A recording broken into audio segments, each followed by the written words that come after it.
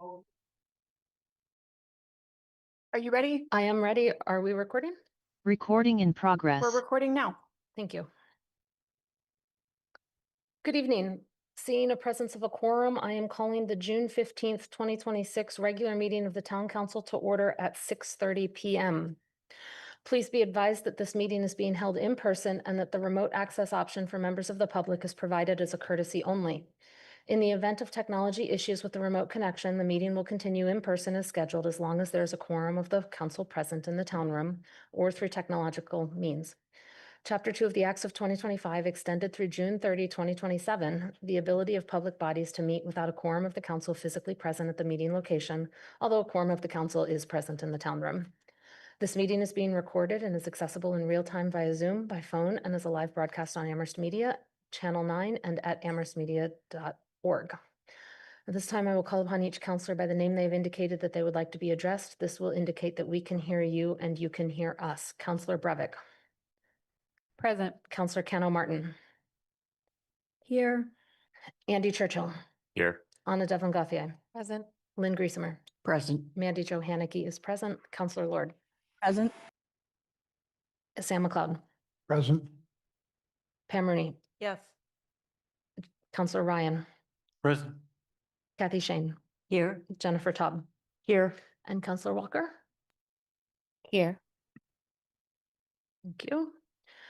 If counselors have technical issues, please let the council clerk know or call a point of personal privilege. There will be one public comment period during general public comment. If you are in the town room, please sign up with the council clerk to make public comment. If you are attending remotely, I will ask for you to raise your hand in the Zoom application when we reach the time for public comment. There is one change to the order of the agenda. Item 8C, which is a referral of a CPA recommendation to the Finance Committee for consideration, will be taken up immediately after the consent agenda, given we expect some lengthy discussions on a couple items before we get to that are listed before it in the agenda. We are hoping to get the chair of the CPA done before we hit those lengthy agenda items, which is why I'm changing the order of the agenda. So 8C will be taken up right after consent agenda. I have no other announcements other than what are listed on the agenda. And there are no hearings tonight, which means we start and go to general public comment.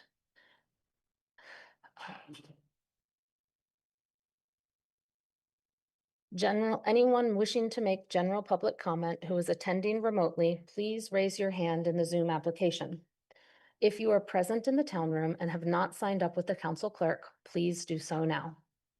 Residents are welcome to make public comments on matters within the jurisdiction of the town council. The council will not engage in a dialogue or comment on a matter raised during general public comment. Public comments are not reflective of the opinions of the town council. The First Amendment broadly protects individuals' rights to address the government, to speak and express themselves, including their right to say hateful and offensive things. I am generally unable to shut those commenters down under the First Amendment to the U.S. Constitution unless their level of speech falls within an exception articulated by the courts, such as fighting words, true threats to a particular individual, harassment of a particular individual, or incitement of imminent lawless activity. If a question exists as to whether a particular speaker is engaged in unprotected speech, I must defer to the principle of freedom of speech. There is one hand raised on Zoom of people who wish to make public comment. How many people in the town room have signed up? 16. 16. Each commenter will have 2 minutes to make their public comment. We will start with the one on Zoom so that then we can move directly to the full list of those in the town room. So let me get that one up. Darcy Dumont, please unmute yourself, state your name and where you live, and make your comment.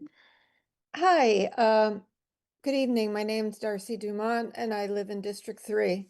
I'm here to urge you to support the resolution for rent stabilization on the agenda today, because in communities across the state and especially university towns like Amherst, The situation is already at a breaking point. Right now, the housing market in Amherst is not working for year-round residents. With tens of thousands of students competing for limited housing, landlords are steadily shifting units toward higher rent, higher turnover student tenants. That's the market outcome, but it's pushing out the people who actually sustain the town: service workers, teachers, families, and longtime residents. This is why residents have recently brought zoning bylaws to protect neighborhoods and our downtown, and why 400 residents recently wrote to UMass administration and this council urging support for housing more UMass students on campus. We're watching displacement happen in real time. Neighborhoods are losing stability, and the downtown is losing any appeal to year-round residents. This is not about students. They need housing. The issue is that without any limits, the market will always favor whoever can pay more often. And right now, that means a steady erosion of the year-round community. Rent stabilization is another way to put basic guardrails on that system. It won't stop development. It won't eliminate profit. It will simply prevent extreme rent increases that force people out with no warning and no alternative. This is urgent. The displacement is already happening. According to the housing production plan, we are down to 13,000 year-round residents. Rent stabilization is not the whole solution, but it's a necessary one. And the longer we wait, the harder it will be to reverse the damage. Thank you for your support of the resolution. Thank you for coming tonight, Darcy. Athena? C.O. Lefebvre. C. Olafet, please come on up. State your name and where you live and make your comment. Good evening. The name is C.D. Lefebvre. I live in Amherst over around Summer Street by Fuckers Pond. Thank you, everyone, for holding this meeting about rent control and Proposition 1447 and H 2328. It is important to discuss the issue of rent control for Amherst. Today, the astronomical prices in the ever-increasing rental market needs to be stopped. Both big and small landlords in Amherst continue to raise rents beyond reasonable percentages, and some, as highlighted in the recent Amherst Bulletin article, when up for inspection, fail. I have personally experienced this firsthand living in Amherst and at recent places, both on Hedgerow and other addresses. We need safe and affordable rental units here in Amherst, which is inclusive. Without rent control, capping the rent increases between 5% and 7%, and please, the emphasis is on 5%, we will continue to see Amherst lose the fight against inclusivity and equality and the increased exclusion of community members who work here. Many will never be able to afford a home, which now on average, I thought was 300,000, 400,000 to start, and beyond to $100 million. Please consider passing a local rent control ordinance, capping the rent increase to 5% per year in order to preserve and protect the progressive diversity and inclusivity Amherst claims is important to its social dynamics and home for major institutions of education. Thank you. Thank you for coming tonight, CD. Athena? Vince O'Connor. Vince, please come on up, state your name and where you live and make your comment.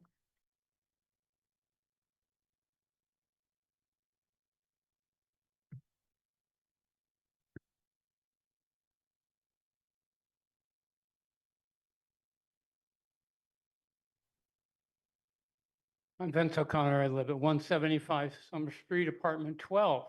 And I not only support rent control, I support rent rollbacks, but I'm here tonight to speak about the school budget. The manager was wrong to oppose the council's decision to provide money necessary to completely replace the regional middle school roof. He was wrong to sign away to beacon the community's 10% housing affordability protections without public hearings or discussion or the prior knowledge and consent of the council. He is wrong to have ordered the Amherst Police Department to ignore its duties to enforce the laws of the Commonwealth and become crowd control bystanders to any ICE and Border Patrol criminal misconduct.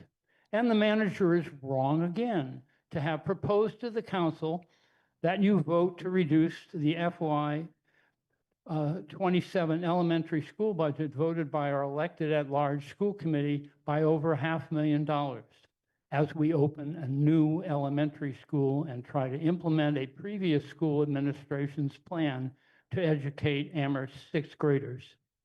Please reject another misguided managerial policy proposal. Instead, vote to support a motion to approve the amount for the FY27 elementary school budget, which was voted by the Amherst School Committee, and return the remainder of the FY27 municipal operating budget to the council's finance committee for adjustments consistent with that vote for a responsible FY27 elementary school budget.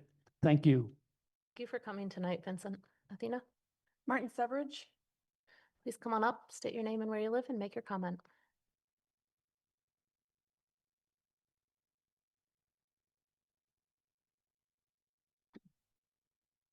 Good evening, everyone. Thanks for the opportunity to speak. I'd also like to speak in favour of rent control legislation in Amherst. Can you state your name first? Very closer, like this. Just state your name. Sorry, Martin Beveridge Thank you. from Maplewood Circle. So I also want to support rent control. You may not be aware that landlords have access to landlord group, which has suggests rents based on an algorithm which it takes from possible rents in the area.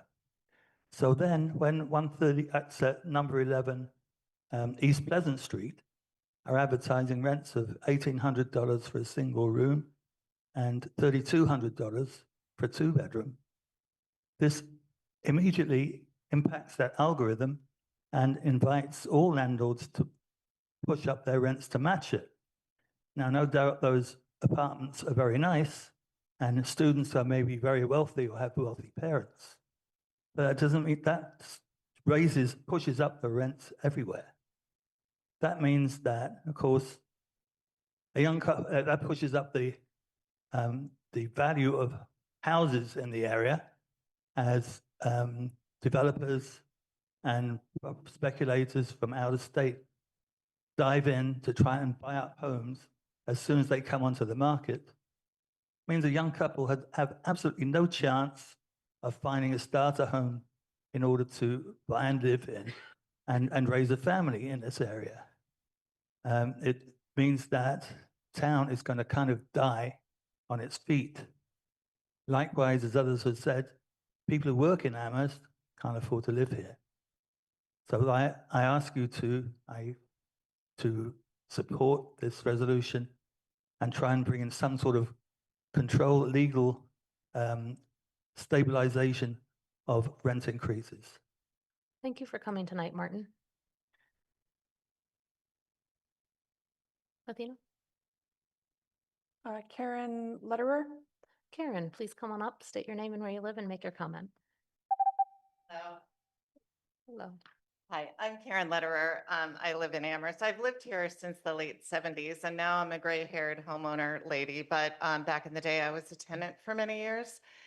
And after I graduated from UMass, I got elected to town meeting and reelected. And then, as one does, I was appointed to committees, including the first Housing Review Board rent regulation in Amherst. I was the only tenant, one tenant representative for 10,000 tenants at the time.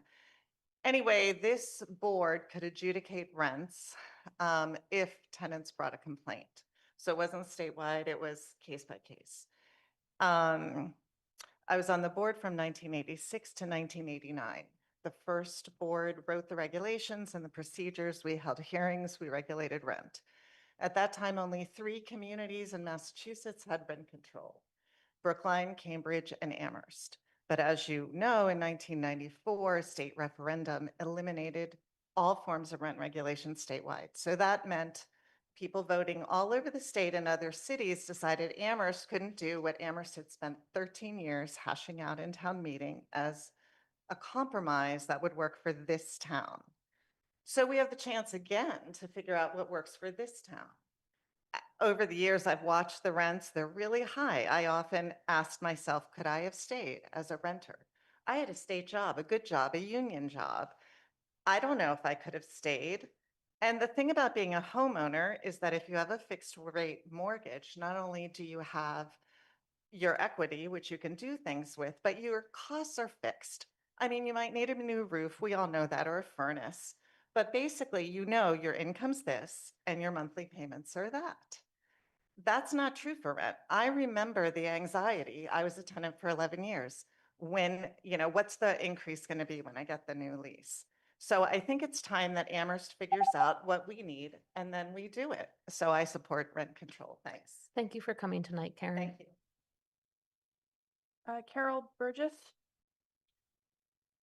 Carol, please come on up, state your name and where you live and make your comment.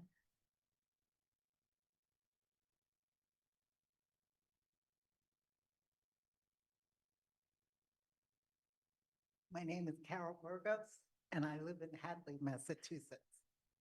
I'm living in a 65 and older community where I would say 70% of our last rent increases were over $300.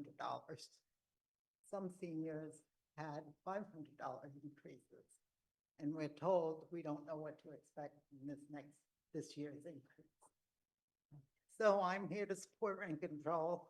I feel there's so many things that we're trying to do, and I'm hoping that it comes to fruition because I've been in Massachusetts several times in and out of my life, and we didn't have this problem 30 years ago. People were being fair, and there's no fair left in the system. And I just hope for Amherst, Hadley, Northampton, East Hampton, that we can finally get a grip on this problem because it is pushing all the seniors out of the state. I know 5 people in my building have left just since December when we started signing signatures on the ballot. So we really need all the help we can get in all the little towns. And we also need to think someday everybody's going to be a senior. And hopefully it will be fixed by then. Thank you for your time. Thank you for coming, Carol. Mindy Dome. Representative Dahm, please come on up, state your name and where you live. Besides Amherst, and make your comment. I'm Mindy Dahm, and I live in Amherst, and I'm the state rep for the 3rd Hampshire. I have the pleasure and honor of representing Amherst in the Massachusetts legislature. I was asked to come and speak towards the rent control legislation by Councilor Cano Martin. I am a co-sponsor of this legislation in the legislature. I wholeheartedly support both pieces of it, the local option piece and the rent stabilization piece. And if I may, I'm just going to give some information, and then I'll hang around in case there are questions, which I know there are, and I'm prepared to answer them. So I know you know this, but we are in an incredible housing crisis. And the crisis is not only in people facing evictions and loss of housing, but it's also the complete desert in terms of units. According to the UMass Donahue Institute, who does sort of these annual housing surveys, in Western Mass, we need 23,000 units to be able to meet the need of housing. In Hampshire County, it's 5,000. It's wonderful for these projects that we're seeing coming online that have like 30, 40 units, but at that pace, we'll never address the crisis. We need to go big. We need to have housing units of all kinds, affordable through market rate. I know there's been some conversation that I've seen sometimes in the town council, which one's better than the other. All of it is needed in order to address the housing crisis. But in addition to that, we need to have rent stabilization to be able to protect people in their homes. I know people have referred to this as rent control. The bill and the ballot question are not rent control, they're rent stabilization. I come from the New York, New Jersey area, and so there is a very specific difference in what happens. These bills would control the rate of increase of rents. They wouldn't lock in a rent for the end of time or till the tenant leaves. They basically say that you can only raise the rent a certain amount for a certain period of years. I do want to say that do I have time? You got You're gonna have to wrap up, but you will be able to answer questions. Okay. There's your buzzer. All right. But Thank you. I'll be around. in when we case. get to it and Oh, if there's thank- questions, we will thank you. recognize you. Thank you for the opportunities. Thank you for coming tonight, Rep. Dom. Evan Naismith. Evan, please come on up, state your name and where you live and make your comment.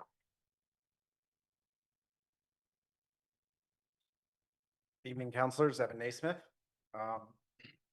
District 5. Some people in Amherst are stunned that I don't want UMass to build more student housing, but I've been consistent with my reasons. When we permit student housing on our side of the street, developers automatically owe us 10% of the price of the building as an affordable housing set aside or cash payment. We get to control the environmental review and traffic concerns. We can set design standards and select local builders whose kids go to school with ours.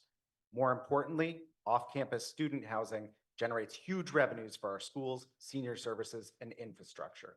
When we fail to permit off-campus student housing, UMass will permit construction just barely on their side of the street, and we lose all of the benefits that I just mentioned. We should have learned our lesson with Fieldstone, but we didn't. So the Boston Globe this morning ran a story detailing the new dorms that are coming to UMass. Quote, the nation's largest student housing developer, a subsidiary of giant private equity firm Blackstone, will lead a comprehensive long-range and phased plan to modernize dorms and amenities at UMass using private money to fuel a major upgrade at the state flagship university. These days, rather than financing dorm projects with their own budgets, universities partner with a cottage industry of private companies to fund furnished apartments on university-owned land. The result is towers that look, feel, and cost the same or more as dorm rooms, with outside employees taking the role of resident assistants. Rent for the on-campus buildings is typically paid to the developer, not the school, even though the university rules can apply to the student residents. End quote. Let me be clear. Private equity firms are the biggest scumbags in corporate America, especially Blackstone. There is no comparing them against local firms. These guys are going to skirt every environmental law. They will externalize every cost they possibly can to the town of Amherst, and they're not going to pay a single dime in local property taxes. The prices they charge students are going to be astronomical, which is going to worsen the LLC family home conversion problem. And guess where the profits go? New York City, not Amherst. Thank you, Please wrap up. councilors. Thank you, Evan, for coming tonight. Stephen Casey. Stephen, please come on up, state your name and where you live and make your comment.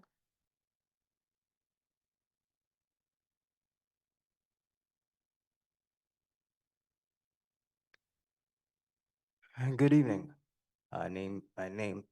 Sorry, just woke up. My name is Stephen Casey. I live at 26 Halleck.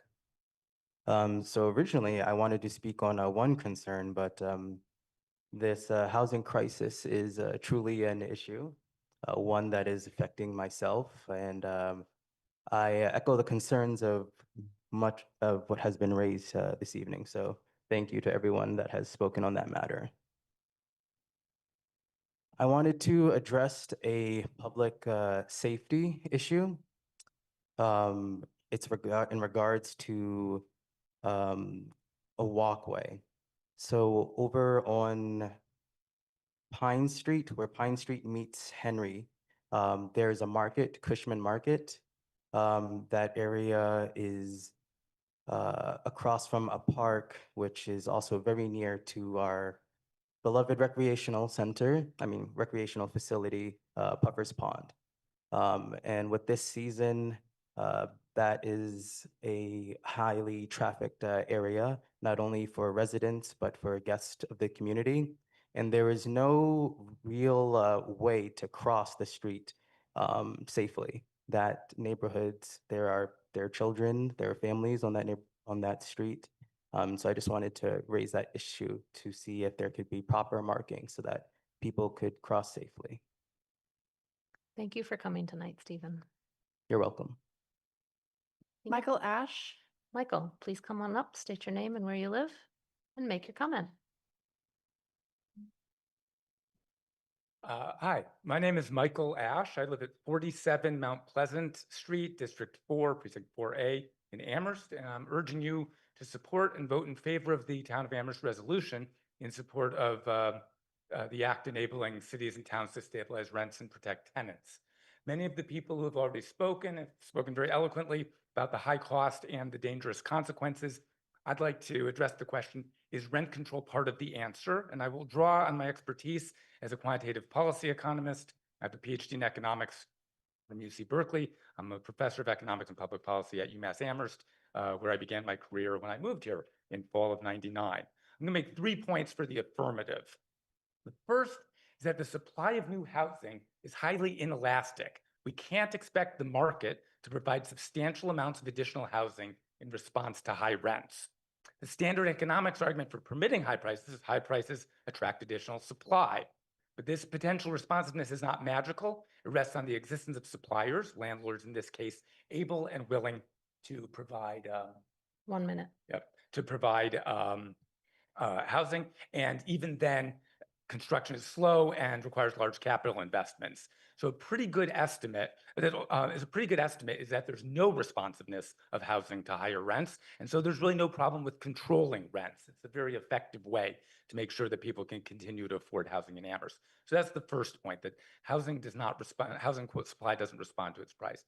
The second is that you need perfect competition if you want a rental market to work. The Amherst market's increasingly monopolized. In fact, you can get the odd result that, that rent control can actually expand the supply of market housing when there is a non-competitive market. You end the incentive to withhold supply to extract high rents, and landlords may actually put more units on the market, not fewer, when rent control is passed.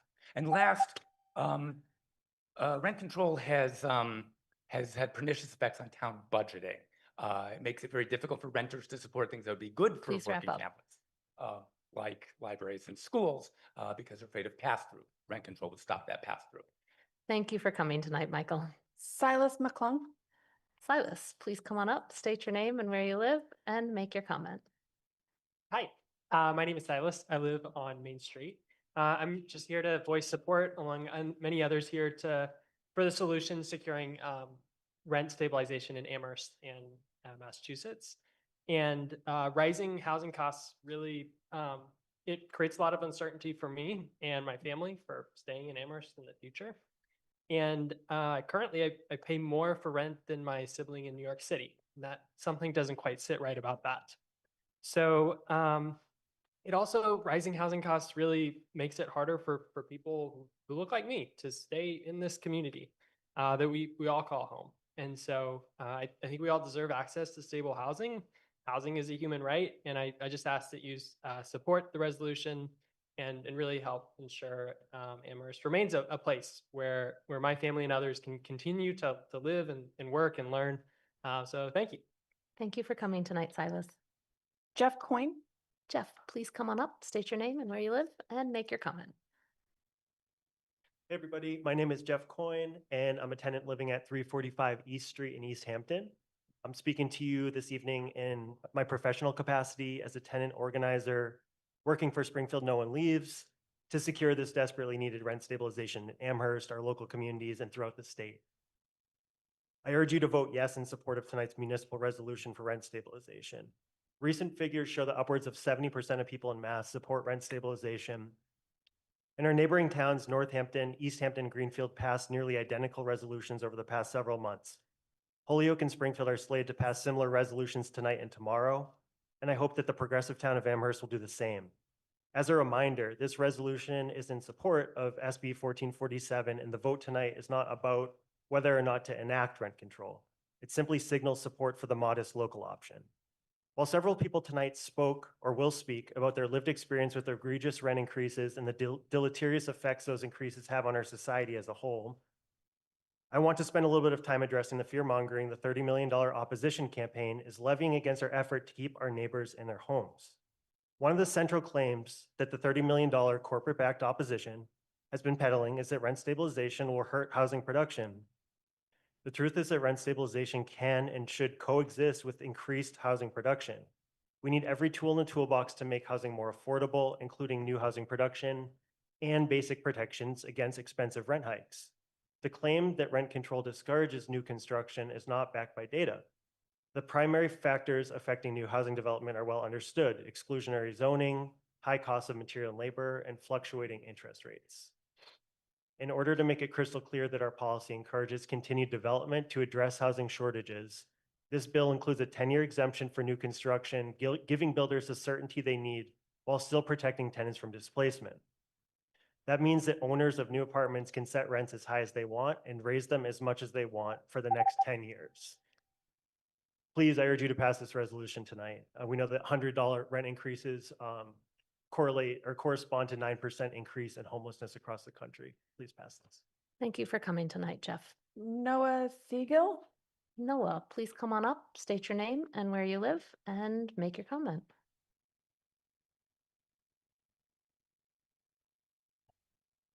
Hi, good evening. My name is Noah Siegel. I live in Northampton, Massachusetts, but I'm here this evening to express the support of the Sunrise Movement at UMass Amherst, an organization of about 50 UMass student activists, for the resolution in support of an act enabling cities and towns to stabilize rents and protect tenants. The resolution and the bill it supports would allow for much-needed rent stabilization and tenant protection policies to be implemented by the town of Amherst, adding to the toolbox of this council as it attempts to address pressing local housing issues. As students, myself and my friends in Sunrise understand that the competitive housing market caused by a large student presence has been painful for Amherst. We do not want our neighbors and friends to be priced out of this community by high rents, which hurt us as well. Large numbers of UMass students face housing and food insecurity, and we are being crushed under the weight of increasing costs, driven by a university administration which refuses to take our well-being seriously, orienting its housing policy towards predatory public-private partnerships like the failed Fieldstone project. The sort of measures allowed for by revoking the statewide rent control ban would help to alleviate housing market pressures on the whole community in a major way, improving affordability and lowering competition between students and other Amherst residents. As stated in the resolution, even as the council has implemented new zoning guidelines, building new housing alone may not decrease rents. That is why it is so important to introduce rent stabilization and crucial for this council to put pressure on the state government to pass sweeping policy to allow for rent stabilization and rent control. Students want to contribute to the Amherst economy by renting at affordable prices without driving out existing residents. I would strongly encourage the council to vote in favor of the resolution. Thank you. Thank you for coming tonight, Noah. Jessica Reyes. Jessica, please come on up, state your name and where you live, and make your comment. Hi, my name is Jessica Reyes. I live on Cherry Lane in Amherst. I believe public policy should be thoughtful, multifaceted, and always centering people, families, children, the community. Like my colleague, Michael Ash, I'm a PhD economist with a PhD from Harvard and an economics professor at Amherst College. I understand that there is absolutely nothing free about free markets. As Professor Ash said, doing this with prices is not going to help people. This is a monopolistic market. Letting the prices go up is not going to solve this problem. The entire economic and social system is set up to benefit those with money and power. For one of the main things money buys is exactly that, the power to control the system. So a crude, strict ban on an element of policy makes absolutely no sense. We're in a housing crisis, and thoughtful housing policy will include multiple interwoven elements, including rent stabilization. As Senator Dom said, all of this is needed. The social science evidence is clear. These policies, working together, enable families to stay in the community and for our community to thrive by welcoming new folks and keeping those who already live here. It is really important in supporting this, that Amherst should do this to live out our values and give the power to the people. It's the people's town. It does not belong to, nor is it here for, profit-seeking landlords and corporations to extract from us. It is here for the people of this town. Thank you. Thank you for coming tonight, Jessica. Thomas Crossman. Thomas, please come on up, state your name and where you live, and make your comment.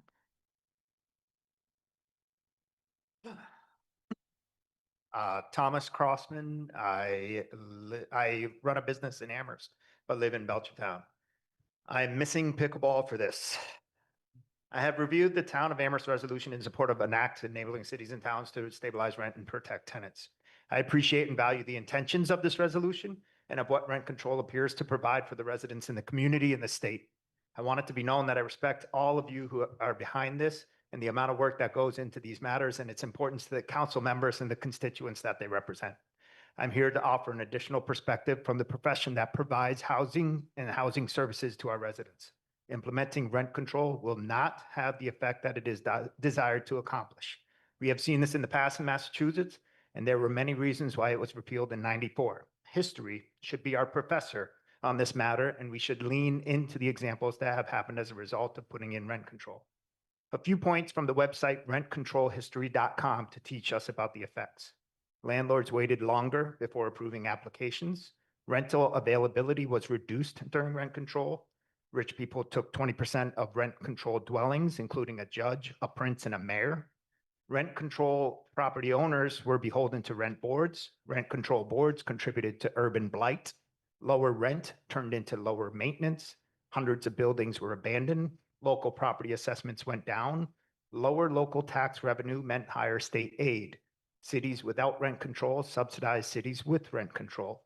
Landlords stopped providing housing. To respond to some of the items in your proposal, I would say that rapidly escalating cost of housing is not unique to Amherst. The cost has increased throughout the Commonwealth, and there continues to be a divorce between the cost of housing and the employment income opportunities that exist. A way to combat these rising housing costs is to create more housing options for the residents of Amherst. With more housing options available, it will alleviate a demand for existing inventory, which will force landlords to consider new rent levels or if a house should be a rental or an owner-occupied single family. Thank you. Please wrap up. Thank you, Thomas, for coming tonight. Deb Leonard.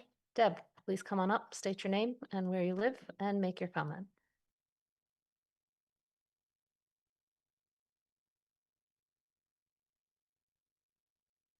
Hi, everybody. I'm Deb Leonard. I live in District 5, and I am current chair of the Amherst School Committee. March 17th, we had the pleasure of having a budget hearing, the Amherst School Committee in this very room. And I spent a solid 3 days transcribing those minutes because we don't have anybody to do our minutes anymore. We do them ourselves. We post on board docs ourselves. There's a lot that we do. There's a lot that you folks do. There's a lot that we do. What I hope you will do is listen to those public comments, because our educators made it very clear that the budget that you have in front of you, for the most part, will fundamentally change the culture of our school.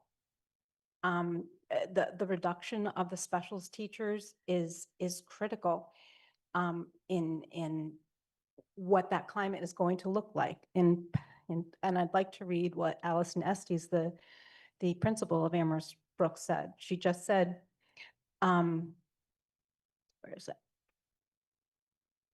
There are 30 classrooms, and in a class, and in a teacher schedule, there are room for 30 lessons in the course of a week, with a 40-minute planning period and a 30-minute lunch.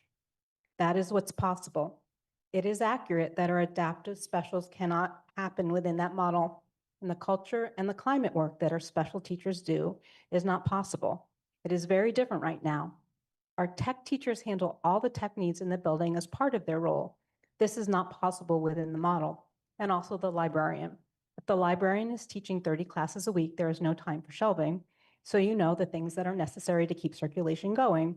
Those are pieces that are sacrificed when we are told that the town is trying to maintain a 3.85 increase in the budget. So I'd just like you to know that I understand there are financial limitations, but I really hope you understand the implications of the budget you're about to vote. Thank you.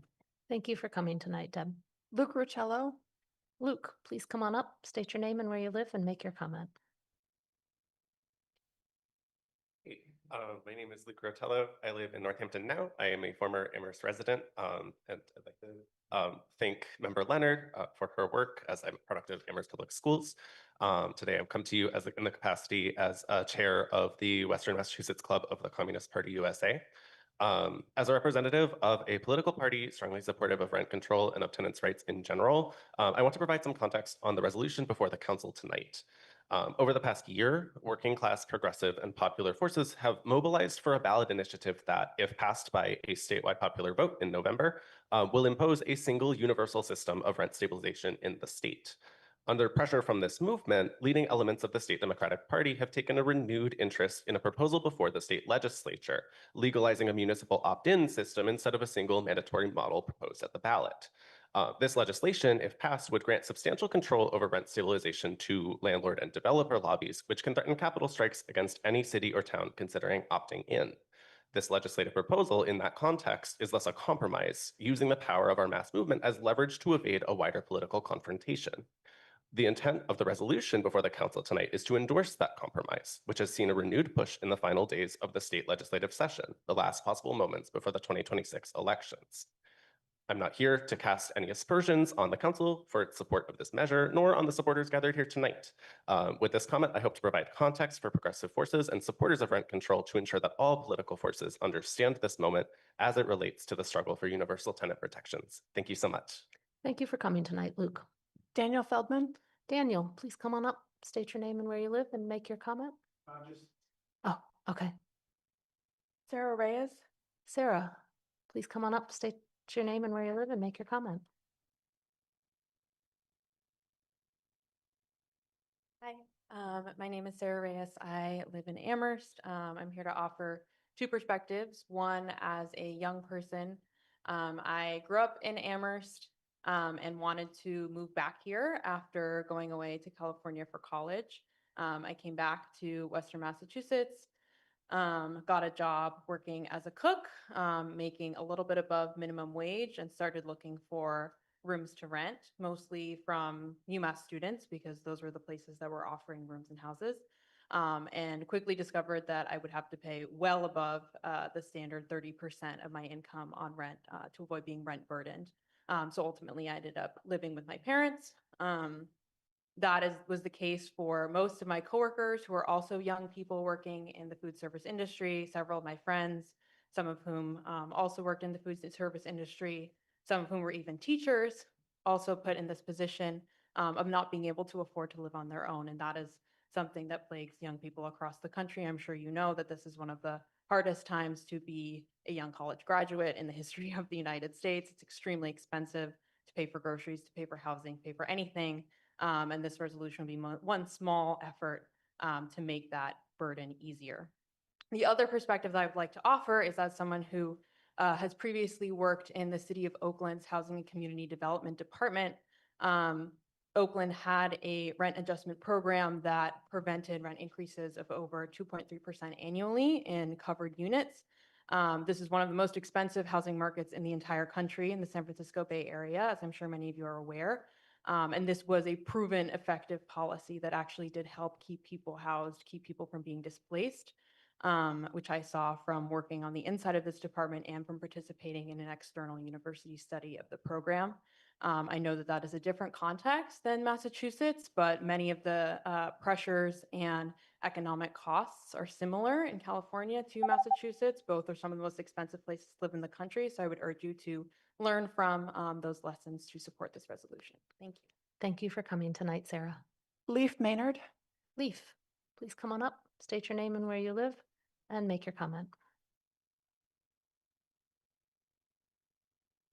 Hello, thank you very much. My name is Leaf Maynard. I live on East Leverett Road in Amherst, also with my parents, and I am Sarah's partner. I speak as a young person who went through the Amherst public school system. I speak as someone who loves Amherst. I think that many of us relate to that. And I speak as someone who, in my love of Amherst, never really am able to envision a world in which I am able to afford to live in Amherst, given my career path.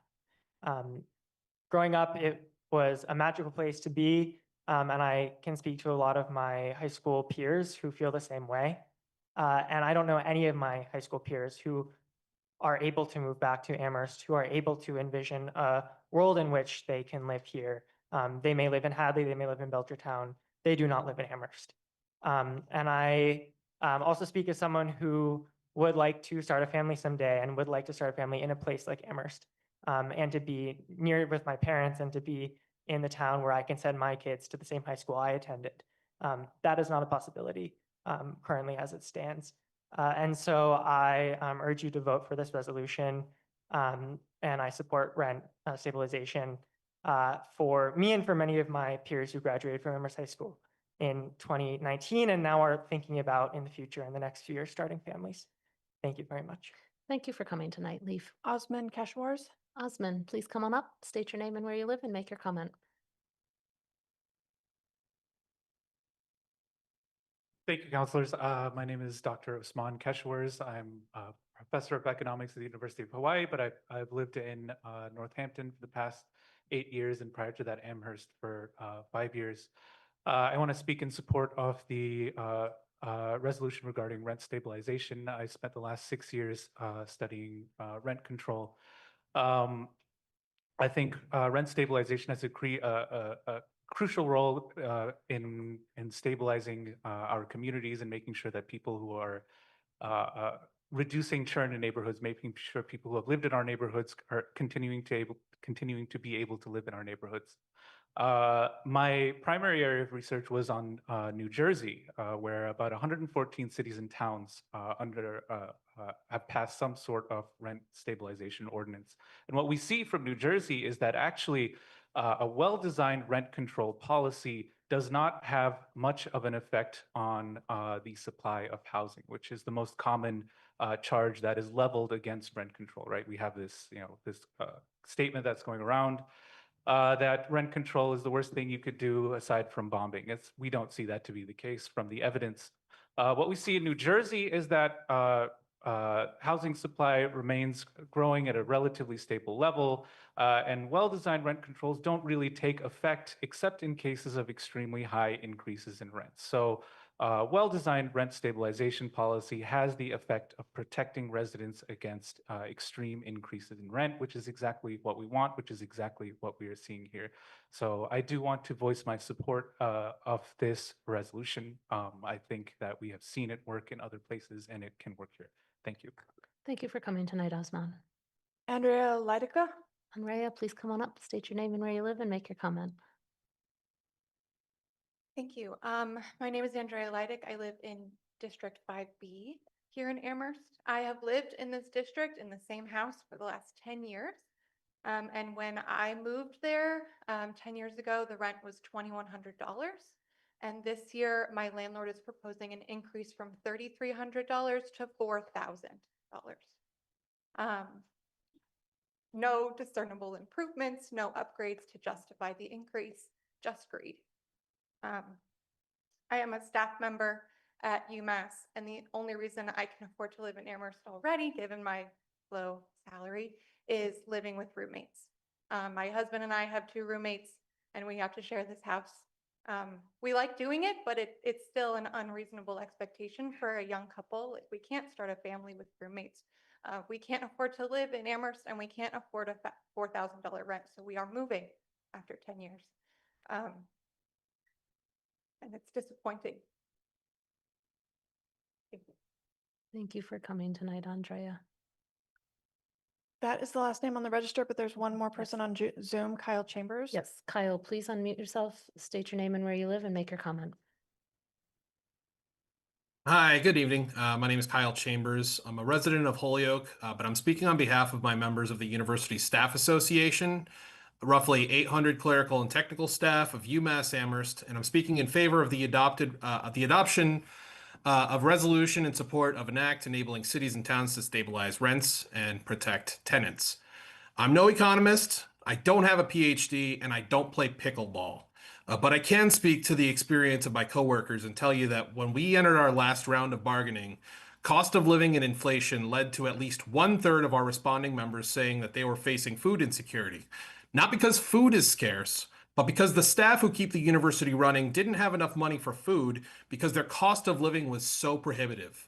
Many of our staff are priced out of living in Amherst, and the working class is finding itself increasingly priced out of the area in which they work. Now, I don't pretend that this is an issue that any of you shoulder the blame for. This is an issue that's part of a larger problem, and we need to work together as a community if we are ever to find the solution for it. The answer is not to do nothing.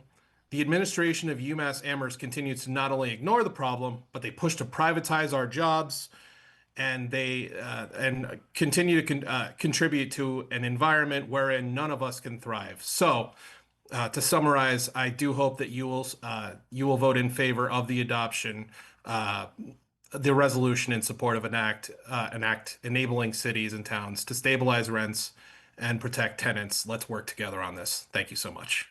Thank you for coming tonight, Kyle. Yaping, please unmute yourself, state your name and where you live, and make your comment. Hi, my name is Yaping Douglas. I live in District 2 in Amherst.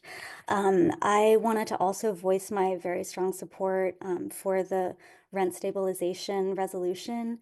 And I just wanted to share that I looked up who published the site Rent Control History that was cited before, and I just thought it would be important for everyone to know that that's published by an organization called Mass Landlords Incorporated.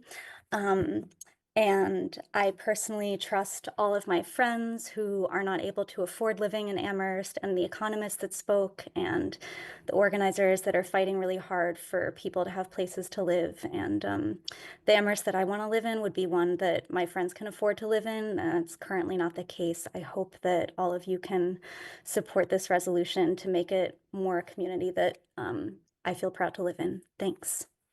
Thank you for coming tonight, Yaping. Will Cheney, please unmute yourself, state your name and where you live, and make your comment. Hi, my name is Will Cheney. I currently live in Northampton, but I lived in Amherst for 2 years. I'm also an economist, I guess ABD, about to have a PhD in about a year, hopefully. And I don't study, rent control policy. My research is in other things, but I've taught the introduction to micro and macro and, all of those levels of classes. And I guess what I'd wanted to add, I think, because I think a lot of fantastic points have been made that I totally agree with, and just really just want to like second and say I support this resolution. But the arguments around supply and demand, and this is going to have this particular effect and that effect, the ways that those arguments are made, right? Who's which material interests are kind of at stake, right? Who's getting paid, right? Like certain arguments come attached to like who's getting paid. And rent control, minimum wage, these kinds of like regulations, the evidence is super clear that the effects are that they tend to make it possible for people to stay in town, right, to continue existing. And not doing them leads to a lot of profits, right, for a very small number of people. So I just wanted to add that consideration of like where are the arguments coming from, and it just and just like voice my support. And from the introduction to micro and macro, right, I don't know how much I'm allowed to like directly address maybe what others have said, but there was, this supply and demand argument that we're going to have abandoned buildings, and it's going to take longer, to, for landlords to rent these, units out or whatever. I mean, the empirical data on that, you can always find, right? If you pick the right, place to look at, you can get whatever results you want. But the general, if you look at all the data points, and if you kind of look at all the different studies, there's no effect, right? There's not going to be, an effect on the supplies, as a bunch of people have already said way more eloquently. So I just urge you to vote, and I might still be in Amherst if the rent was not too darn high. Thank you for coming tonight, Will. That concludes public comment. We will now move on to the consent agenda. The following items were selected because they were considered to be routine, and it was reasonable to expect they would pass with no controversy. To remove an item from the consent agenda for discussion later in the meeting, ask that it be removed when the president lists the consent agenda items. The request to remove an item from the consent agenda does not require a second. So I will read the motion and then see if there are any items to be removed. Please note that I am preemptively removing 2 items because I know people are going to remove them. So instead of me reading them, and those are 6A and B. So they are going to be removed from the consent agenda, which is the adoption of the Banned Books Week proclamation and the adoption of the resolution in support of an act enabling cities and towns to stabilize rents and protections. They are no longer part of the consent agenda. So after I read the motion, please let me know if there's anything else that anyone would like removed. This is to move the following items and the printed motions thereunder and approve those items as a single unit. 6C, adoption of the 250th celebration of the Declaration of Independence Proclamation. Waiver of Town Council Rules of Procedure Rule 8.6 for item 6D. Item 6D, adoption of Black Business Association of Amherst Area's 10th anniversary citation. Item 8A1, Adoption of FY 27-02 Amherst Pelham Regional School District Budget Assessment. Item 8B, adoption of FY 27 water and sewer rates and amendments to water and sewer regulations. I think there are four motions under that item, just to know. Item 8D, approval of the FY 27 intergovernmental agreements. Waiver of Town Council Rules of Procedure, Rule 8.6 for agenda items 9A1 through 3. 9A1, approval of Town Manager appointment of Senior Services Director. 9A2, approval of Town Manager reappointments.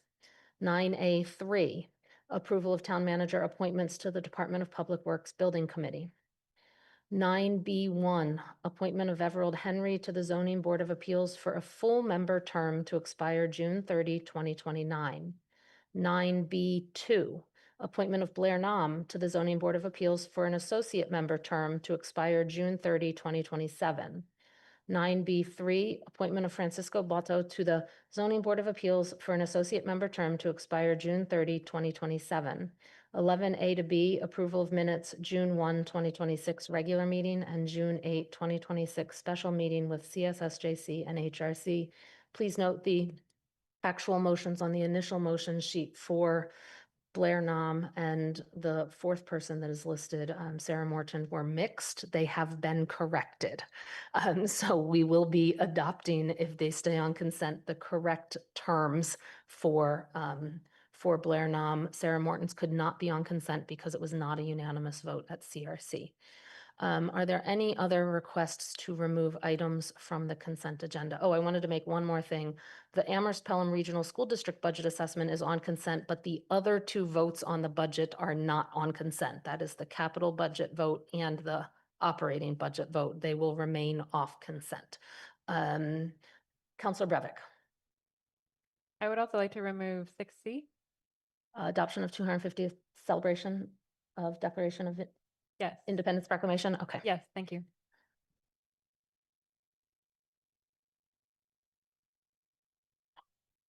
Are there any other requests for removal? Counselor Kendall Martin. Can I just ask a clarifying question? Yes. Okay, so on the consent agenda, where we talked about which parts of the budget that we're going to put under consent, does that mean that if the school district budget assessment is on consent, that we will not be able to discuss the school budget at all under We the would action not item? discuss the regional school budget. Got it. This is Okay. the regional assessment that is on consent, which is the 7 to 12 school budget for towns, not the K-6 budget. Okay, thank you. Then I'll leave it. Thanks. Okay, thank you. Any other requests to remove any items? Seeing none, is there a second to the motion? Griesmer, second. Thank you. We will move to a vote. Seeing no discussion, we start with Counselor Ryan. Aye. Kathy Shane. Yes. Jennifer Taub. Yes. Counselor Walker. Yes. Counselor Brevick. Yes. Counselor Cano Martin. Yes. Andy Churchill. Yes. Anna Devlin Gauthier. Aye. Lynn Griesemer. Aye. Mandy Jo Haneke is an aye. Counselor Lord. Aye. Sam McLeod. Aye. And Pam Rooney. Yes. That is unanimous. The consent agenda passes. We will now move on to item 8C. 8C was not on consent. Let me page down to this.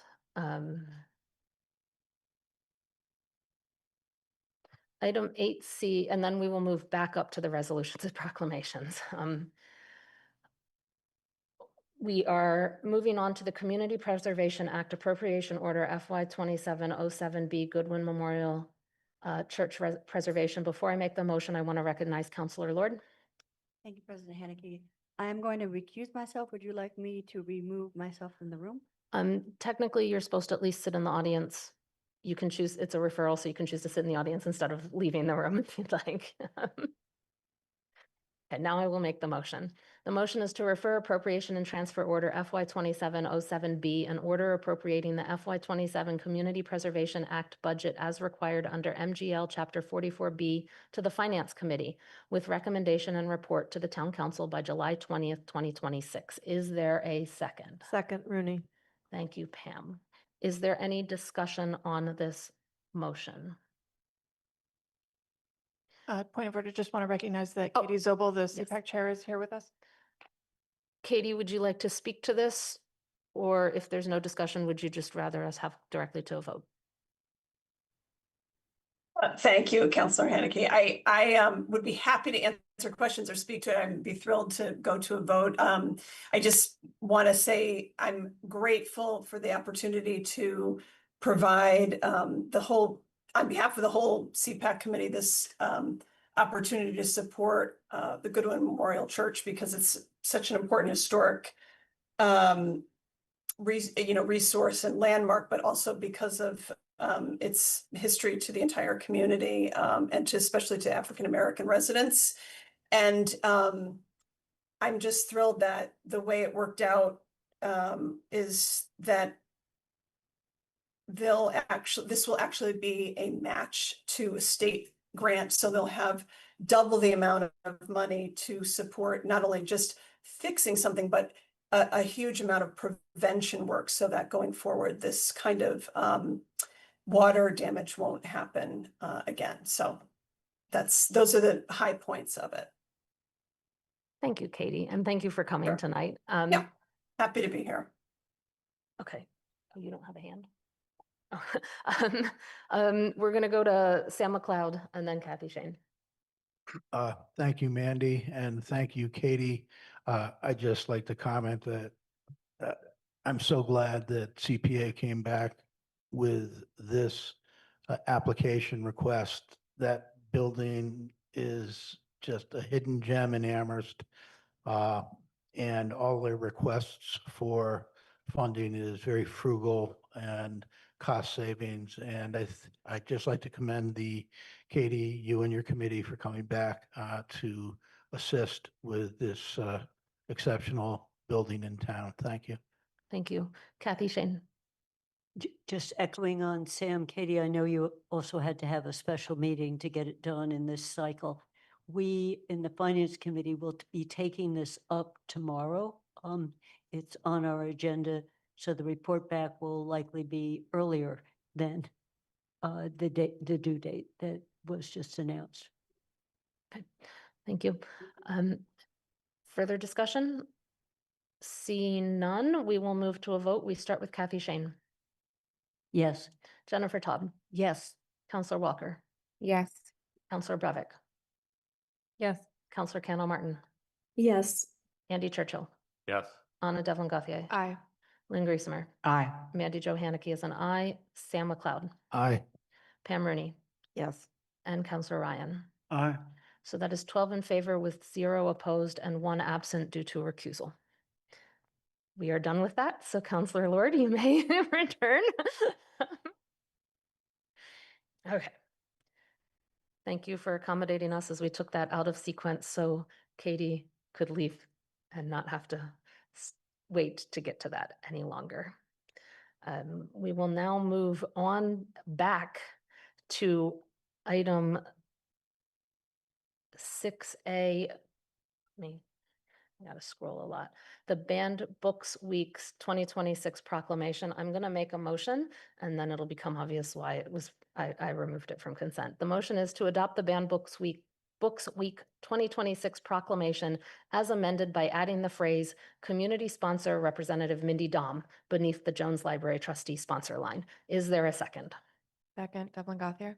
Thank you. Is there any discussion? As the motion said, I couldn't keep it on consent because it needed an amendment.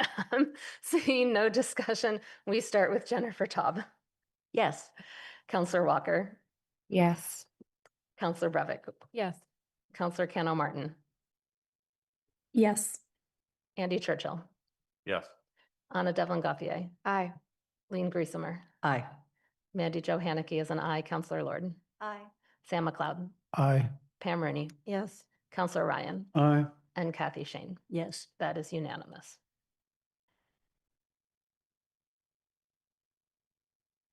We move on to item 6B.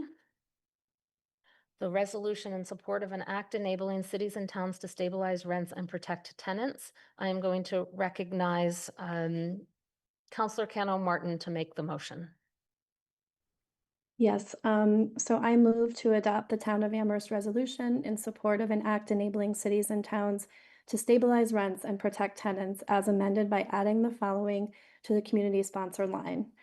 Quote, and 142 Amherst residents and community organizations see attached list and including the following on a page following the signature line. And the following is the list of community sponsors and 142 names. Correct. Okay. Is there a second? Second, Walker. I heard Counselor Walker, so the second goes to Counselor Walker. Counselor Cano Martin, would you like to speak to the resolution? Yes, I would. Thank you. So good evening, everybody. Hope everyone's having a wonderful evening so far. I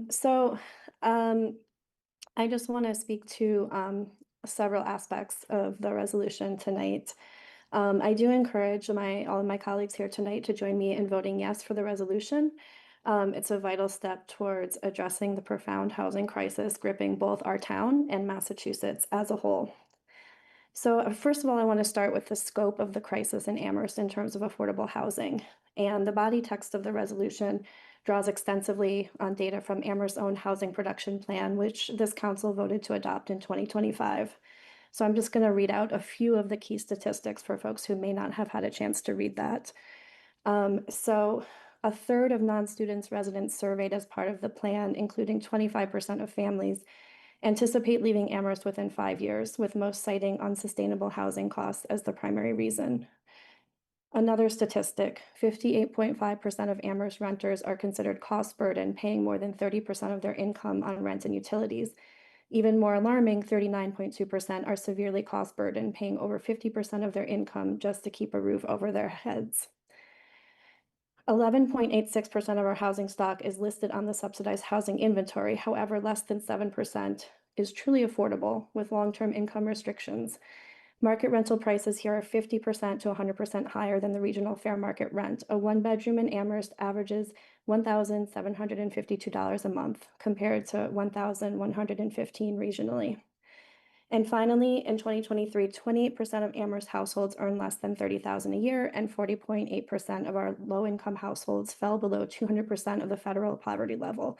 And I'm just citing these statistics because we heard some really painful and difficult stories from folks who came to give testimony tonight, and I do thank them for that. And they are some of the human beings that are reflected in these numbers. The second thing I want to do is just clarify what we are voting for tonight. So even though, it seems like, some folks are saying one thing and some are saying another based on their understanding of what's being put forward, we are not voting tonight to implement rent control or rent stabilization in Amherst today.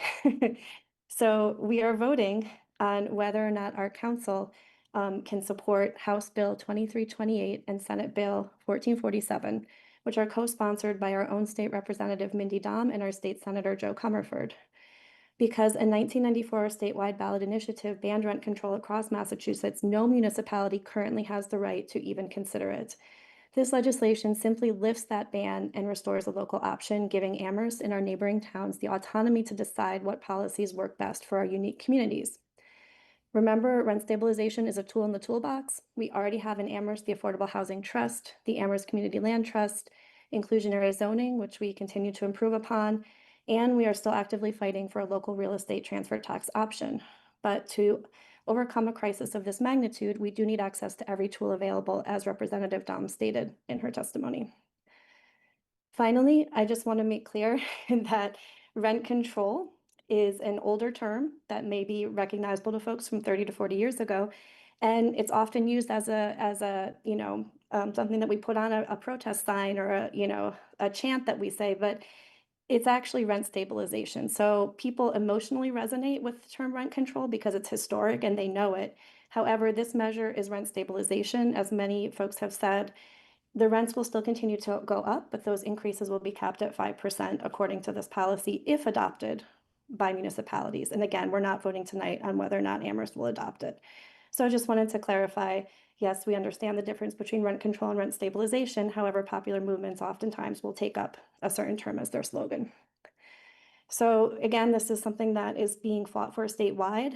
If Amherst does vote for this tonight, we will be joining folks across the state, like the powerful coalition Homes for All and Keep MA Home. And this movement brings together labor unions, faith-based organizations, tenant advocates, and key grassroots groups representing low-income residents across the state. Just to name a few: Arise for Social Justice, Chinese Progressive Association, City Life Vida Urbana in Boston, Right to the City of Boston, and Springfield No One Leaves. If folks have questions about these groups, I would suggest that you look at their website, Homes for All Mass and Keep Mass Home, because these are really the voices that we need to be listening to when it comes to affordable housing. Finally, we have a lot of regional momentum behind us. As was mentioned before, the city councils of Northampton and East Hampton have passed resolutions supporting this legislation last year. Our community, as you can see, is watching and waiting for us to lead. We only have up until July 1st for this legislation to pass at the state level, so it's quite urgent. We have 144 residents have signed on as community sponsors, 58% of whom are current or former Amherst renters. And we also have the support of 8 local organizations: Amherst Cinema Workers United, Building Solidarity Economies, Center for Popular Economics, Julie Nolan Jewelry, Palestine Solidarity Caucus, Professional Staff Union PSU at UMass, UMass Communist, Sunrise Movement UMass, and really many others. We are really limited on time, and folks are continuing to even sign on as we're speaking. So just a sampling of some of the community support. So let's stand with our residents and join our neighboring communities, and let's add Amherst's voice to the chorus of elected leaders and working families fighting for housing justice. I hope you'll all vote yes tonight, and thank you so much. Thank you, Councillor Cano Martin. Is there discussion?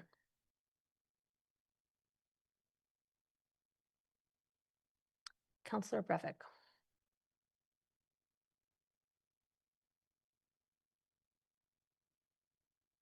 Sorry.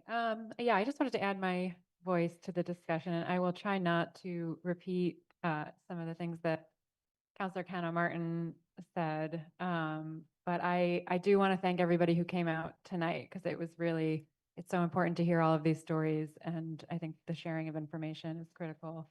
I would like to speak strongly in favor of this resolution because I believe that rent stabilization should be available as a tool, one of several tools that we have at our disposal to address the housing affordability crisis. Municipalities deserve the right to decide for themselves whether this policy is appropriate for our local situation, and the current statewide ban prevents us from even having that choice. The reality is that housing costs are pushing people out of their homes and communities. Amber cited a lot of the important stats from our own housing production plan here in Amherst.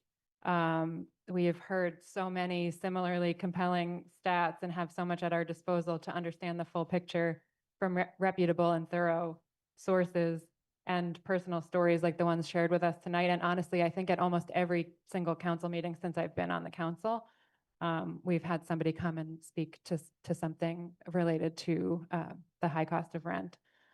And so, we know for people living in low-income households on fixed incomes, a large rent increase can mean displacement, being forced to leave the communities where people work, where they've built their lives, where their children go to school. We know that displacement leads to high rates of mental health issues, including depression, and frequent moves can affect educational outcomes for children too. It feels almost absurd to have to state things like this. I hope we can all agree that we should do whatever we can to reduce the displacement of families, especially when a pathway is so clearly laid out for us like this one is.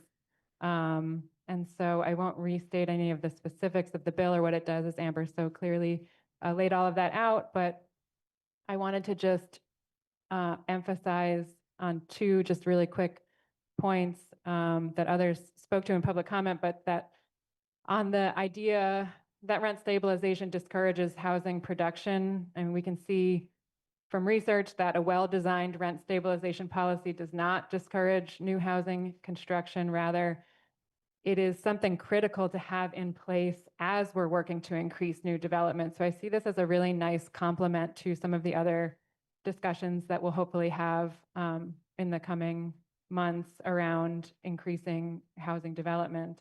And because of the exemptions, it's an opportunity to make our community less vulnerable to profit-seeking investors who purchase properties and drive up prices. And it enables us to balance tenant protections with continued housing production. So I think that is absolutely critical.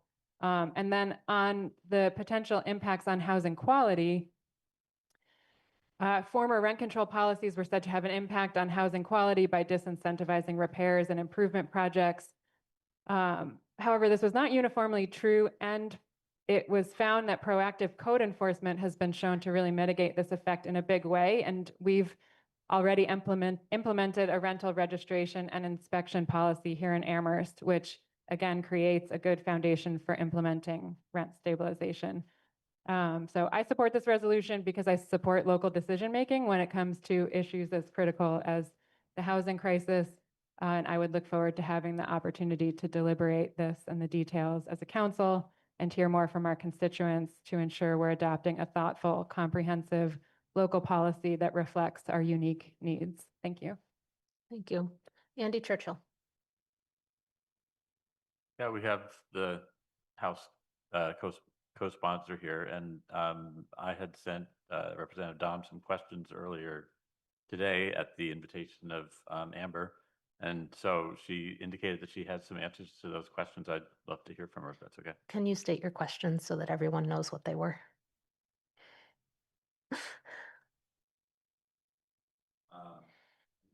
These are basically just looking to clarify how this would work. So number one, it would be an opt-in by any interested municipality, correct? Would all opting in municipalities then abide by the same package of rules, or would it be different from town to town? So that's number one.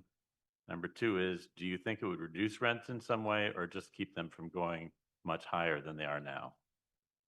Number three, would all rental properties in a municipality, other than those types specifically exempted, be controlled, or would there be some rent stabilized and some others market rate? Four, do you think it would discourage development of new housing? Massachusetts and the Pioneer Valley have been identified as having a housing shortage, but maybe the exemption for new developments would keep this from discouraging new supply. Five, after new units are 10 years old, they would be rent controlled. Before that, could they charge whatever they want? Would there be an incentive to raise rents before the 10-year deadline? Six, how would a town like Amherst enforce rent control? How would we know who's charging what?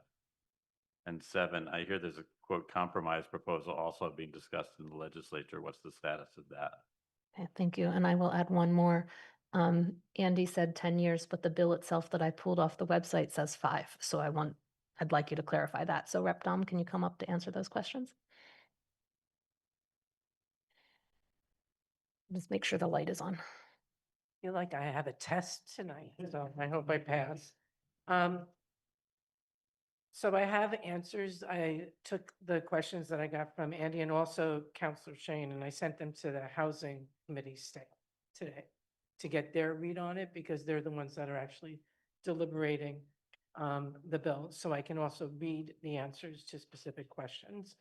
Before I do that, I just want to clarify something in the legislation.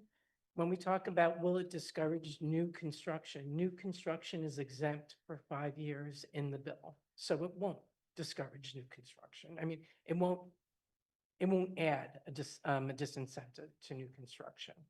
I want to answer the compromise one just briefly. So right now, there's been reported efforts to have a compromise that would prevent the statewide referendum from going forward, and that this bill is becoming the way to stop the referendum. So in other words, it was reported in the Boston media that folks who were supporting this bill and the referendum were engaging in conversations with the anti-rent stabilization folks to not go forward with the statewide referenda if this bill goes forward. I don't know the status of those conversations, but I know that it's been reported.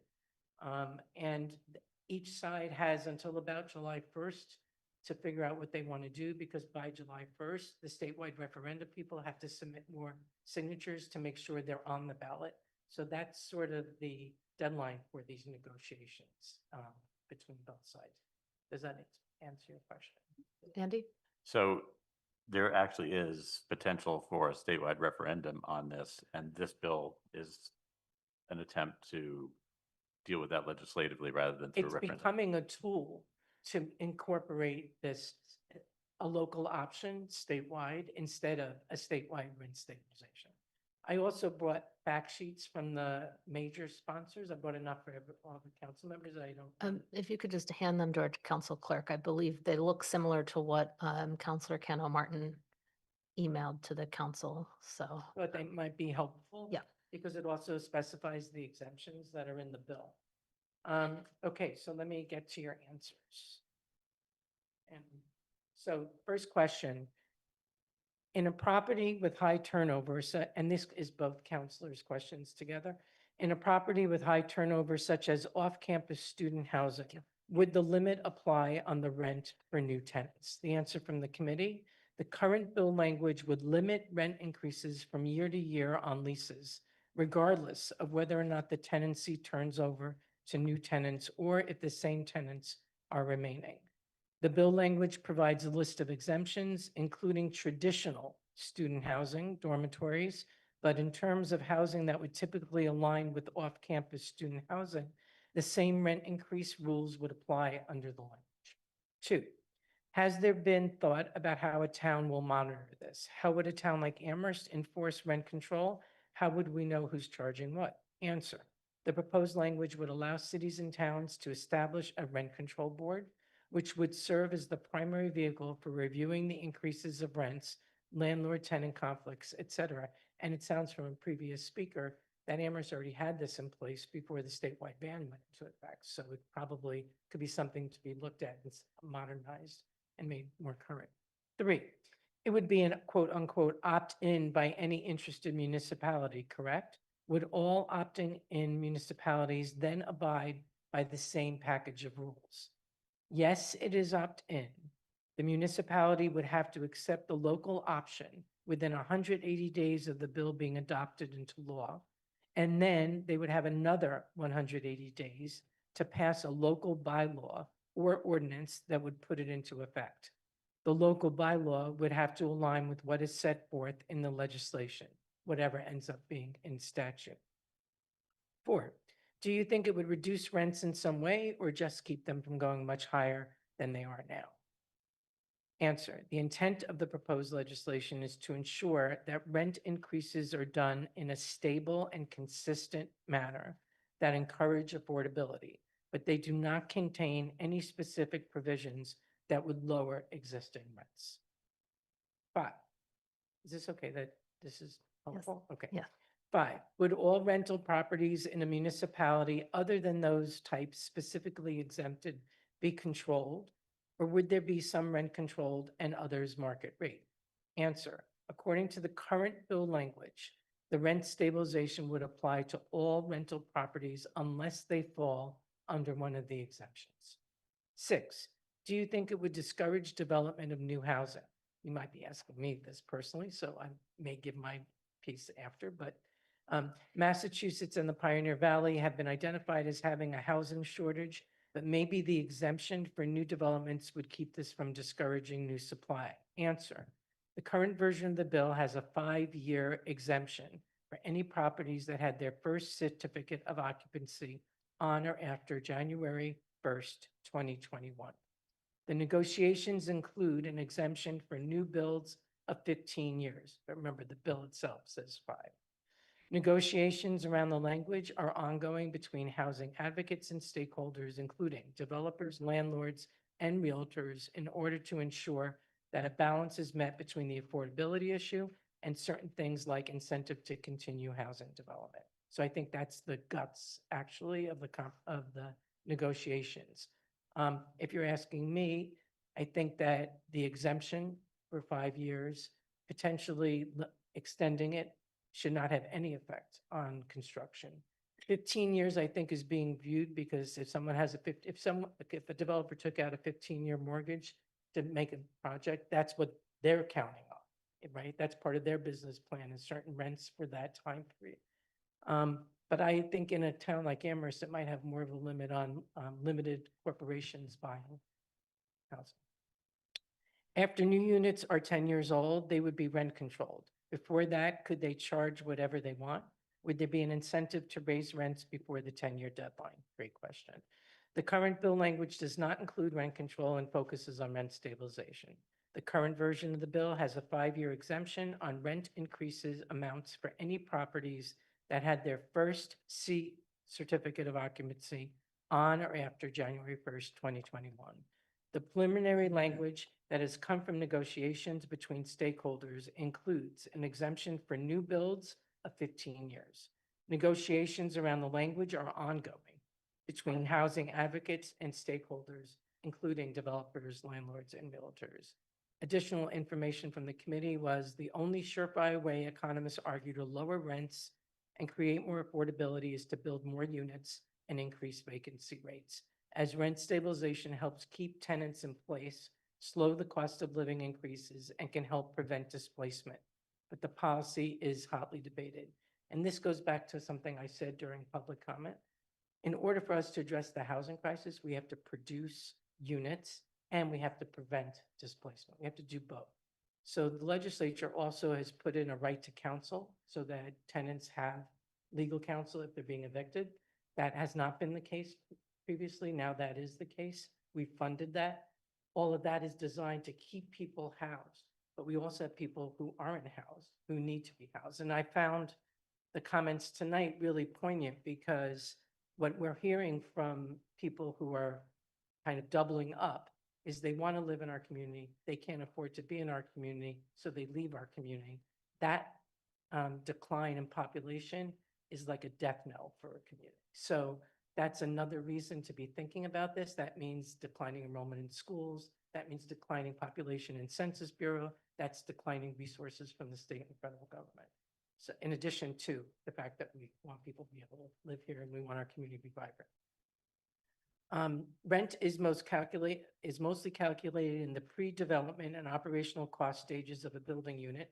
So rent is usually calculated to not only prove to financial investors how much a project will make over time, but it is also determined by bank mortgage loans, insurance costs, land taxes, cost of maintenance, as the calculations can be varied. It's a myriad of things, including comparative market analysis, cost of turnover, lease structures, et cetera. And this is why that 15-year is probably in the negotiation mix right now.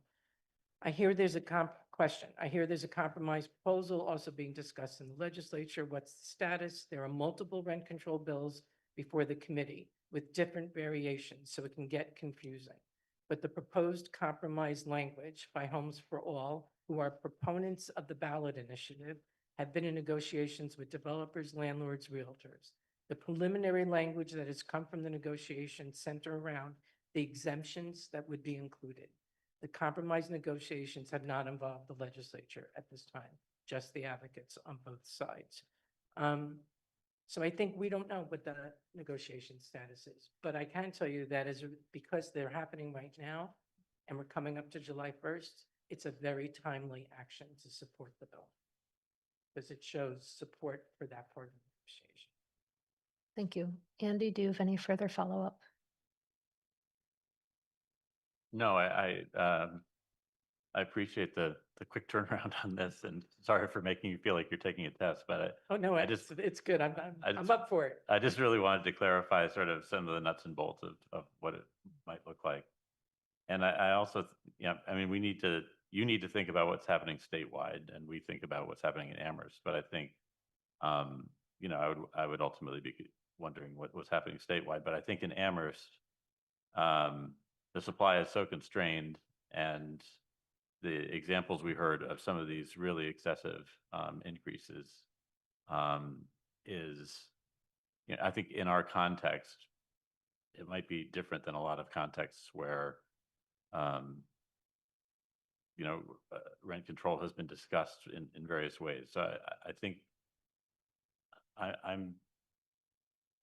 have a sense that this could be helpful in terms of certainly going to hold back some of those, 30%, 40% raise increases. And I think it also might restrain some of the interest among outside investors and LLCs in converting family homes to rentals, because the payoff, the payoff wouldn't be as big.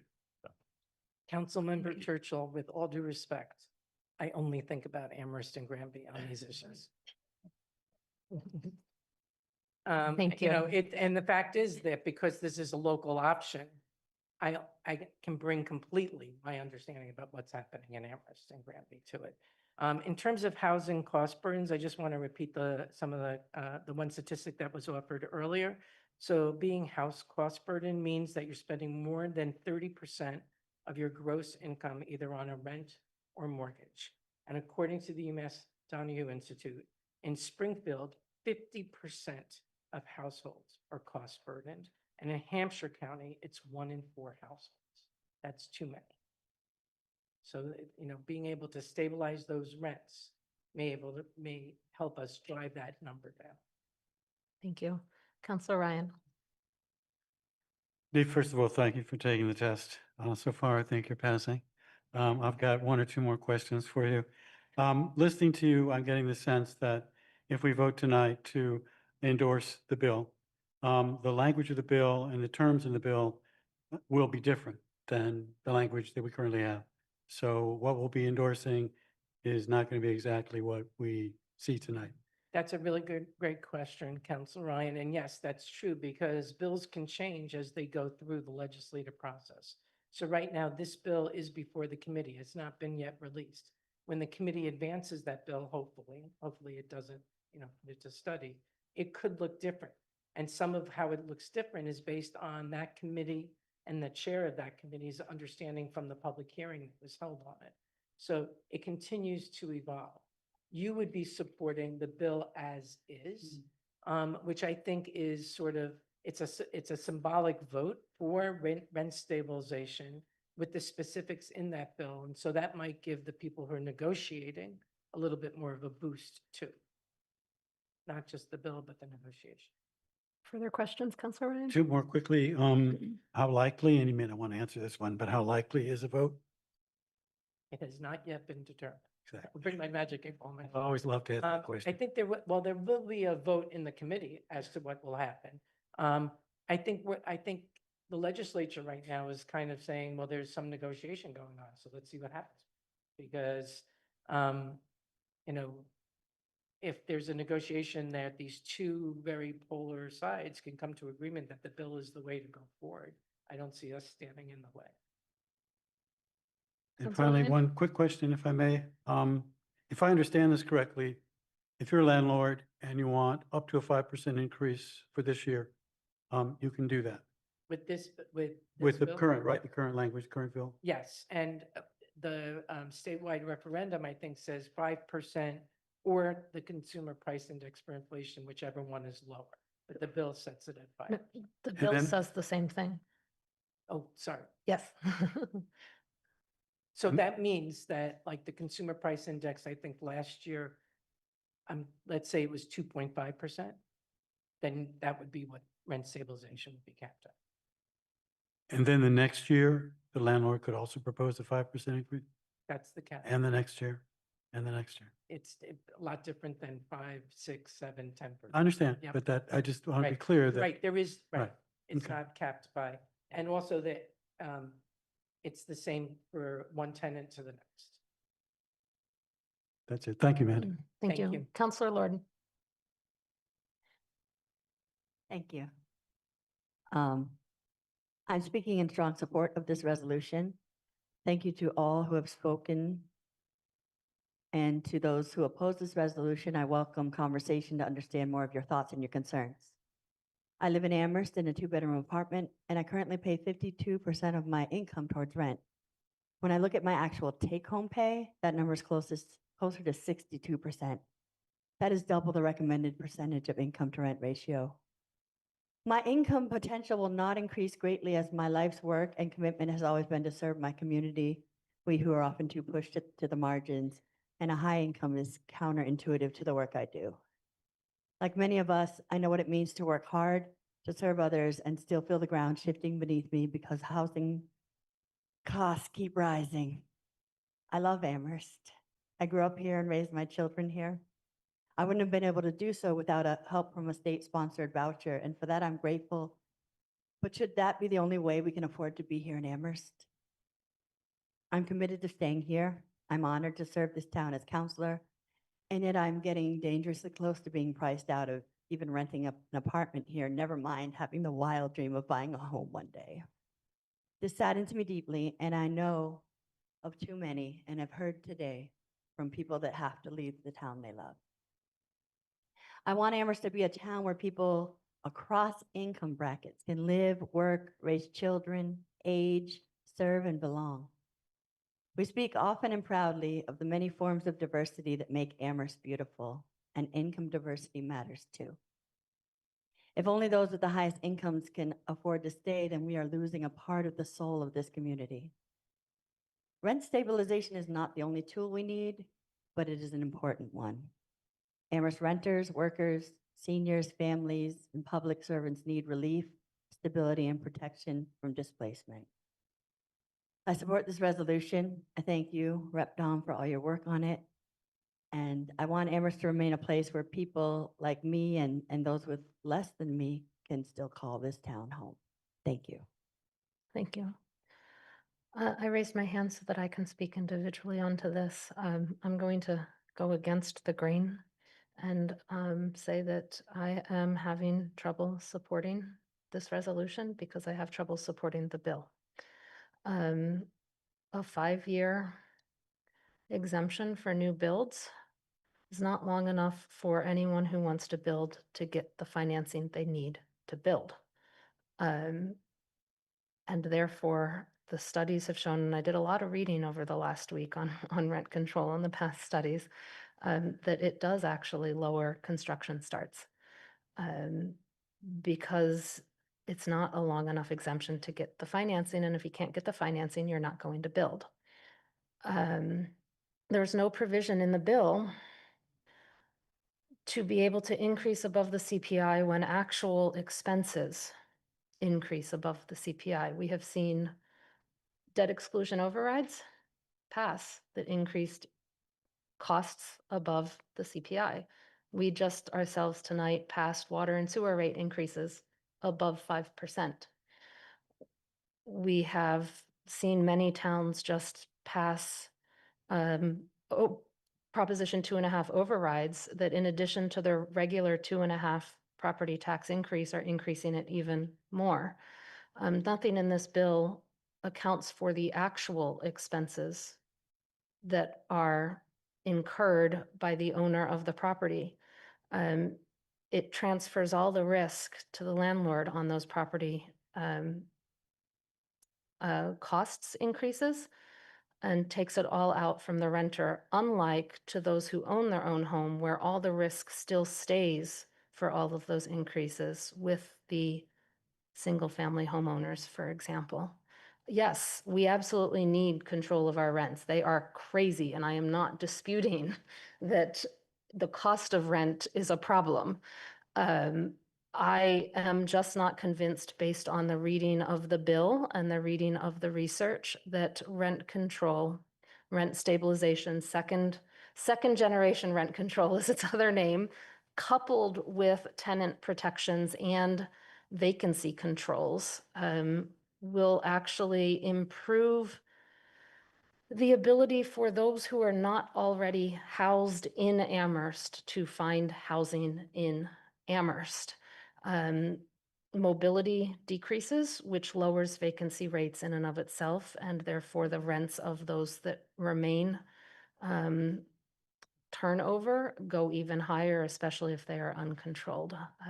I'm just not at this point convinced that the bill as written, and as Rep. Dom actually said, what we would be endorsing is the bill as written, is something that would address our housing crisis. And I have to look at it as housing starts in our town already have a problem. We just saw the loss of potentially over, I think it was 150 affordable units when a developer decided not to apply for a 40B application because of Amherst resident opposition. So I can't also be convinced that we would actually support the housing production we absolutely need that everyone says needs to come along with rent stabilization. So at this point, I cannot support that resolution. Lynn Griesemer. Thank you. And thank you for joining us this evening. You can stay where you are, please. Not so fast, right? I respect various opinions and so forth that people have raised tonight, both in public comment and on the council. I actually support this because I don't support the statewide question. I think the statewide question, for many reasons, is fatally flawed. And what I like most about this is the local option, which allows us as a community to have a conversation that includes all of those people that have a vested interest in this, both renters, builders, et cetera. And if that is lost, however, in the process of this bill, I will not be a happy camper at all. And we have seen other things lost for local options. One, most specifically, was when we wanted to make sure that we had owner-occupied rental for some of our rental units, and it got lost and when the legislature overruled local option. We also have seen local option so far not happen when it comes to taxes on sales of things.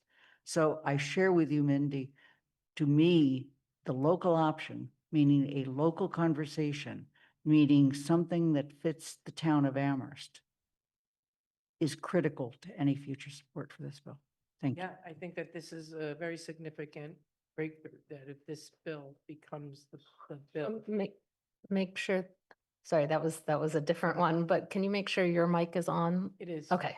But that's a very significant piece of this, is that it is a local option and it's it's something that apparently disparate parties can agree on that piece. That's not the piece that's actually up for negotiation.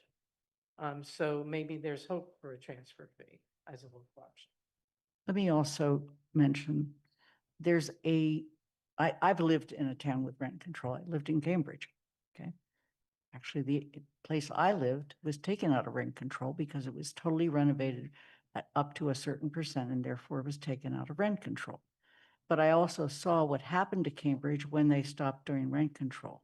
They virtually had no place for anybody of low income to live there any longer. And all of that Lechmere area became high end and thus pricing people out of Cambridge. And they'll never be able to come back.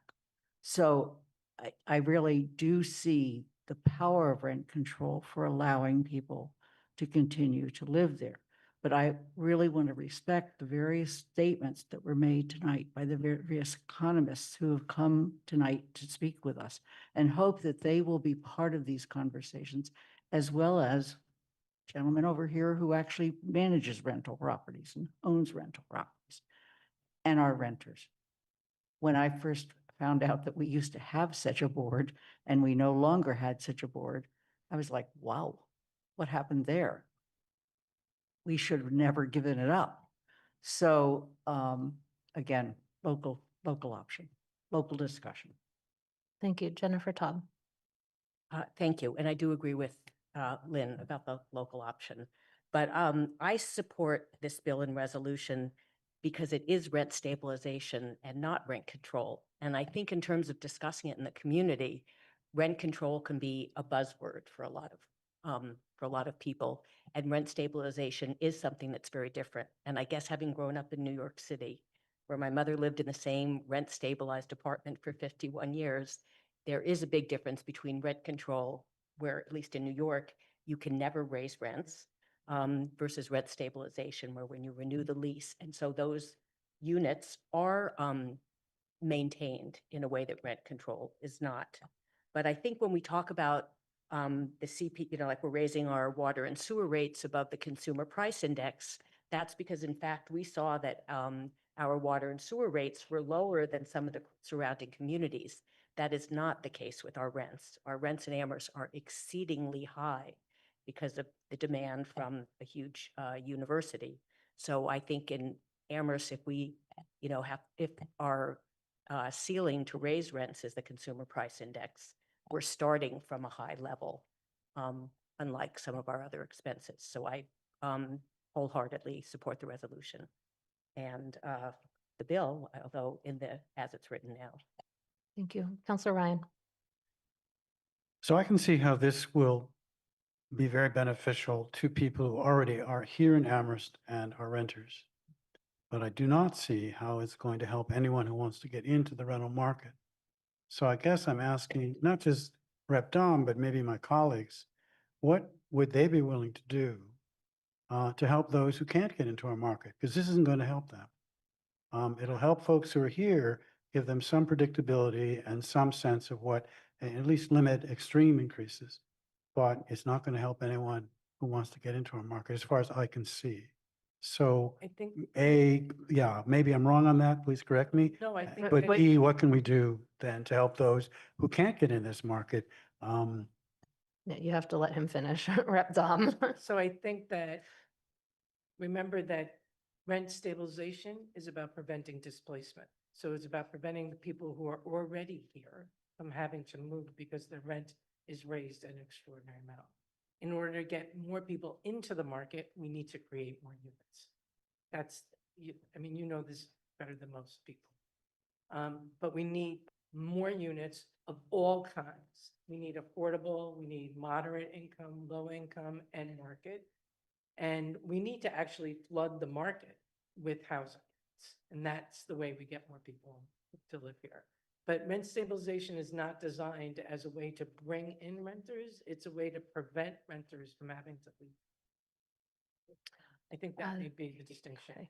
Thank you. We've been discussing this for about 45 minutes. Are we about ready to come to a vote? I see one more hand, Andy Churchill. Yeah, I'm just, the fact that this would apply when renters turn over, and we do have a number of people who are in school and they rent for a while and then they leave. So it would also keep rents from going up a lot between renters. So that might make it a little bit easier for people to get in. Anna. Mandy highlighted something that I want to highlight, even though I've come to a different conclusion on this particular resolution, which is if we're looking at CPI and we're looking at costs keeping up, if we need towns to stop passing overrides, if we need towns to stop needing more money from the state, we need the state to start giving us some more money. So Agreed. I just want to, I know that you know this. I don't only know it, I agree with you. I love that. But I just got to throw it out there that I think this idea is wonderful. And this is all an ecosystem, and it's got to go along with cities and towns not needing to pass overrides to fund teachers. And so I think that this is where it all has to work together. And so hopefully that advocacy continues very strongly. Thank you. I am seeing no other hands, so I think we are ready to come to a vote. This is a vote on the motion to adopt the resolution in support of an act enabling cities and towns to stabilize rents and protect tenants as amended by adding a whole lot of additional community sponsors. So I'm not going to go through the whole list of 150 or so names. We start with Councillor Walker. Yes. Councillor Brevick. Yes. Councillor Cano Martin. Yes. Andy Churchill. Yes. Anna Devlin Gauthier. Aye. Lynn Griesemer. Aye. Mandy Jo Haneke is a nay. Councillor Lord. Aye. Sam McLeod. Abstain. Pam Rooney. Yes. Councillor Ryan. Aye. Kathy Shane. Yes. And Jennifer Taub. Yes. That is 11 in favor, 1 opposed with 1 abstention. The resolution passes. Before we take our break, we're going to try and get through the last of the proclamations and resolutions, and then we will take our break. Thank you, Rep. Dom, for answering the questions tonight. So we have one more resolution, and then we will take our break. This is a resolution. It's a motion to adopt the 250th celebration of the Declaration of Independence proclamation as presented. Is there a second? Second. Councillor Pam Rooney, you have sponsored it. Would you like to speak to it? No, you can second it. Would you like to speak to it? Yes, I would. Thank you. This is sort of a moment in time in the history of the country. 250 years ago, I'll acknowledge the white male landowners of Amherst voted to engage with their lives and their fortunes to support the cause of separation from Britain. The document itself is very idealistic. It was full of potential. And that said, it was still an enormous movement towards self-governance, which is something I think in this town we certainly can appreciate. This is a very short proclamation. It leaves out listings of all the injustices. But it does, in fact, sort of put in perspective the situation 250 years ago.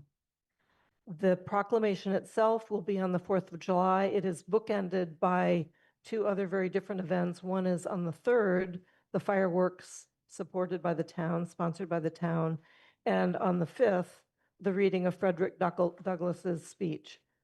What is to the 4th of July? What is the 4th of July to the slave? And so this is just a moment in time. It will recognize history of America, and I hope you all show up and help read it with me. Thank you. Counselor Kendall Martin. Yes, hi. So when this came to GOL last week, I had just, I know Pam, you were able to be there for a while, and so. Pardon me, Counselor Kendall Martin. We have an issue with someone can't hear you. Could you speak closer to your mic, maybe? Okay, yeah, can you hear me? Is that better, Pam? Yes, that is Okay. better. Thank you. Yeah, so I had just expressed some concerns at GOL, particularly about, those groups that you mentioned, Pam, and just understanding how folks are, they were part of our community then and they're part of our community now. And I really had some concerns about how they might be represented in this proclamation. And we did do some updated language in GOL, which I think helped, but I did have some concerns about whether any local groups, whether they be Native American or African American, had been able to take a look at this language and if they felt comfortable with it, because I really would like to see this be a proclamation that can represent everybody, including those communities that were really harmed during that period of history. So I just wanted to see if you were able to get any feedback. Do you have any response to that? Could you say that into your mic? I have not gotten specific feedback from those organizations and communities. Thank you. Counselor Breivik.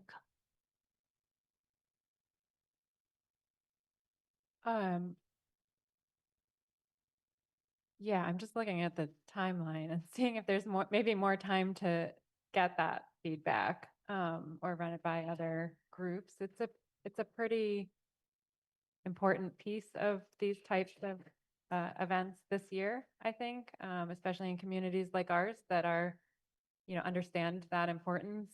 I guess I have some issues with some of the language, saying things like the struggle and sacrifice of African Americans just feels like it vastly understates what happened during that time. And then the forcibly claiming ownership of lands feels like it's kind of like talking around the issue at hand. All that to say, I guess I don't know if others feel that it would be worth taking more time with this and maybe bringing it back to the next meeting. That is June 29th.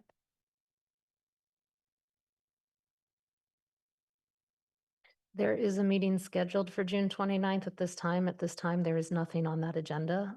I've been waiting for the end of this meeting to determine whether that meeting would be canceled. But at this time, there is nothing on that agenda. So we were leaning towards canceling it, but I have not formally canceled it yet. Another possible solution just is to think about maybe amending it to say recognition of the Declaration of Independence as opposed to celebration.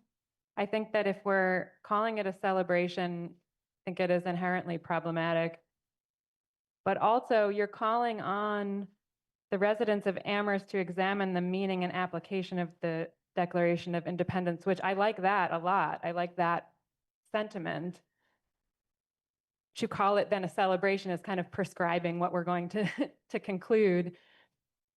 Recognition, I think, is probably more in line with what it kind of seems like you're going for in the end there. And maybe I'll just stop there. I think that was a suggestion to change the title word. I think it's only in the title from my quick read. Is that correct?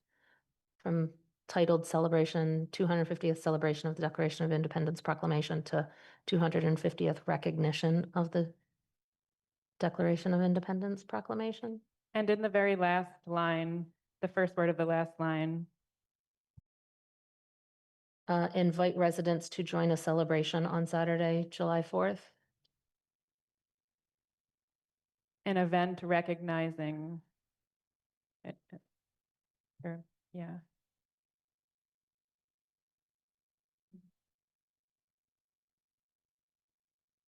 You could just say event on Saturday, July 4th. Probably. So Athena, can we put this up on the screen? So that everyone is sure to be on the same page.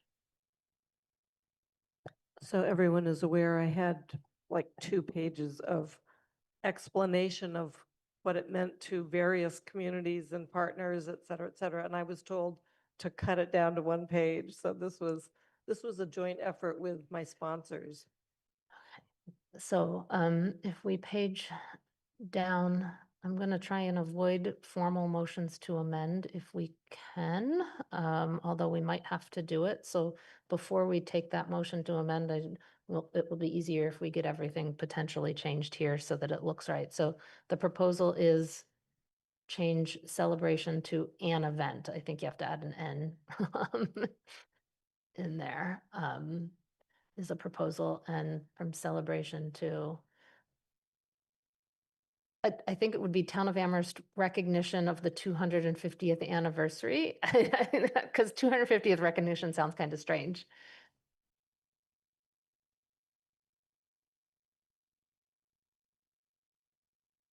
Sorry, I have a different title on my copy. What's the title you have in mind?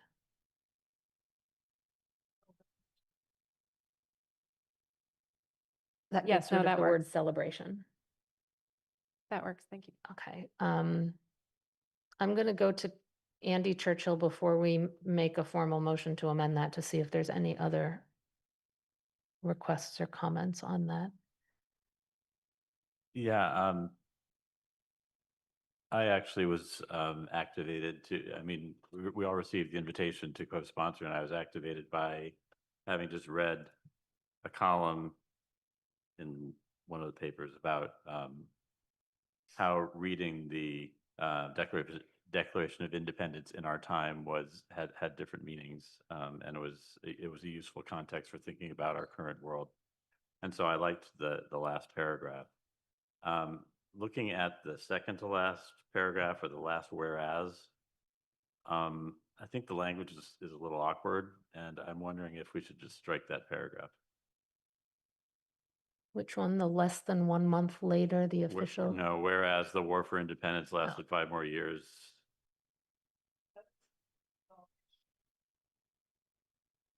Yeah, I may have lost something in translation. But if we leave that out, then it's basically saying we had the Declaration of Independence. It's useful to think about it in today's context, and I could support that cleanly. So there's a proposal to delete that whole paragraph. I see Councillor Kennel Martin's name before I make the motion to amend this, so we'll end up with 2 votes, but it'll all be hopefully just 2. Councillor Kennel Martin. Can I speak to the suggestion that Andy just made? Yes. Okay. Yeah, I mean, that was something that I had brought up in GOL as well, but then I was like, well, then we're making those communities invisible, and so that's not great either. We want to, mention African Americans and Native Americans by name and recognize them and name them. So that I did think about that too, but at the end of the day, I don't think that's the best solution. That's all I was going to say. Councillor Brevick. Yeah, I feel like I can't get behind the phrasing in this and that whereas, and unless we want to be here, I think for a long time, like hashing out I don't want to erase those communities, but I don't know if I feel comfortable leaving it just as is. Pam Rooney. I think the intent was to recognize that it wasn't all roses and that it wasn't an easy solution. And it did in fact take years and years of struggle to make this imperfect union. I get pretty emotional about it because it's a pretty amazing event in the course of history. And as someone who tries to represent people of that age, you kind of put yourself in their shoes and you go, what the heck did they have to live with? And it applied to everyone across the board, whether you were a renter or a landlord, whether you had just arrived on the soil, whether you were brought here by force. It affected everyone and every ask. Just listen to Ken Burns, right? Just go listen to Ken Burns. I wanted something that didn't just gloss over from the declaration, which we will read together on the steps of the front of the town hall, to just acknowledge that there was some action that happened after the declaration was read. So Andy, are you still proposing deleting that paragraph? I don't really know how else to edit on the fly, but I mean, if people don't feel that this is, ready, then they can vote against it, or we can try deleting it and see if we can. I don't know how to. No, council. Well, Yeah, I still support deleting that clause, but I think we're going to have two motions to amend, but Councilor Brevik. Yeah, and not to take up too much space, but first of all, I appreciate all of the thought. I want to just say I appreciate all of the thought that went into it, and it sounds like it was there was a lot probably there originally that would have been nice to see. I think that I think that for some of our community members, the reading of this on the steps of town hall will be traumatic, will be very difficult for certain people.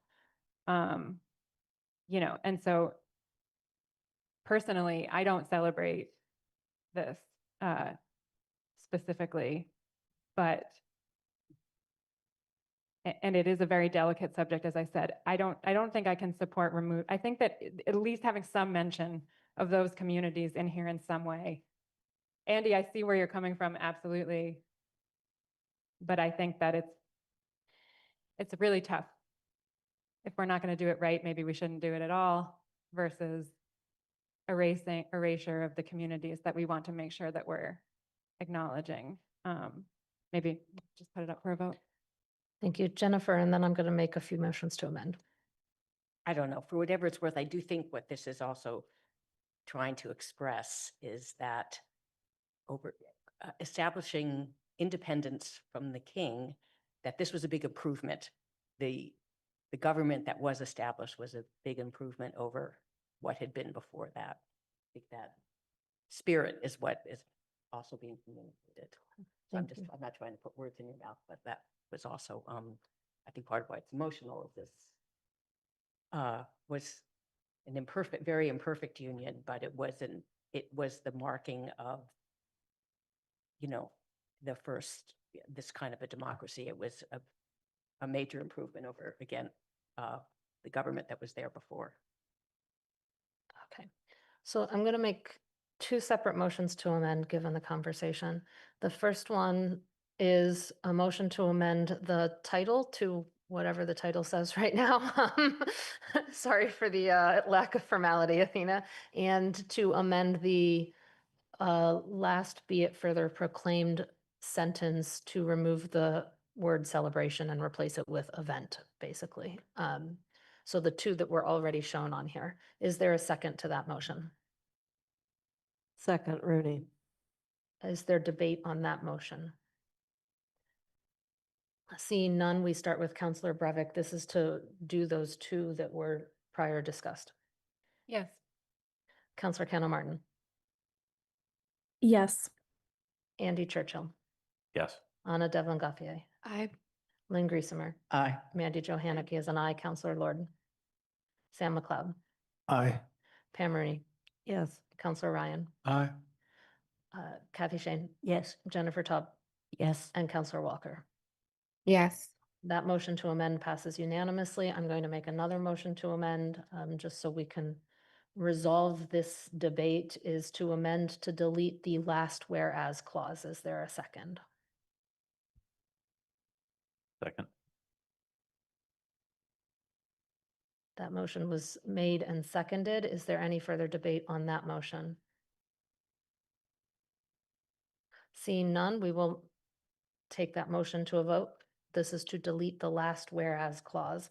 A yes deletes it, a no does not. Counselor Cano Martin, No. Andy Churchill, Yes. Anna Devlin Gauthier, No. Lynn Griesemer, No. Mandy Jo Haneke is a no. Counselor Lord, Sam McLeod, Abstain. Pam Rooney, No. Counselor Ryan, Yes. Kathy Shane, No. Jennifer Taub, No. Counselor Walker, No. and Counselor Brevik. No. That motion fails with 2 in favor, 10 opposed, and 1 abstention. So the whereas clause remains in it. Is there further discussion before we move to the vote on the main motion? Seeing none, we are now going to move to a vote on the main motion, which is to adopt the 250th celebration of the Declaration of Independence Proclamation as amended, including the title amendment. But that is essentially what the motion reads at this point. We start with Andy Churchill, Yes. Anna Devlin Gauthier, Aye. Lynn Griesemer, Aye. Mandy Jo Haneke is an aye. Counselor Lord, Abstain. Sam McLeod, Aye. Pam Rooney, Yes. Counselor Ryan, Aye. Kathy Shane, Yes. Jennifer Taub, Yes. Counselor Walker, No. Counselor Brevik, No. Counselor Cano Martin. No. The motion passes with 9 in favor, 3 opposed, and 1 abstention. We are now taking our break. It is 8:37. We will come back at 9:43 or something like that. 8:43. Sorry, I was only going for like 6 minutes, not an hour. 8:43, 6 minutes from now. Thank you for questioning that.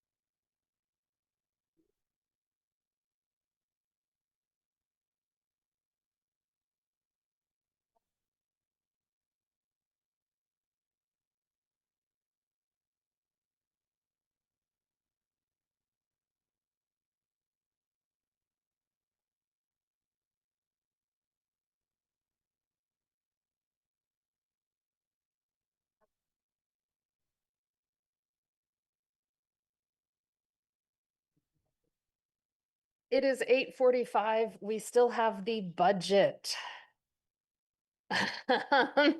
So let's come on back to gathering so that we can hopefully end this evening at a somewhat reasonable time.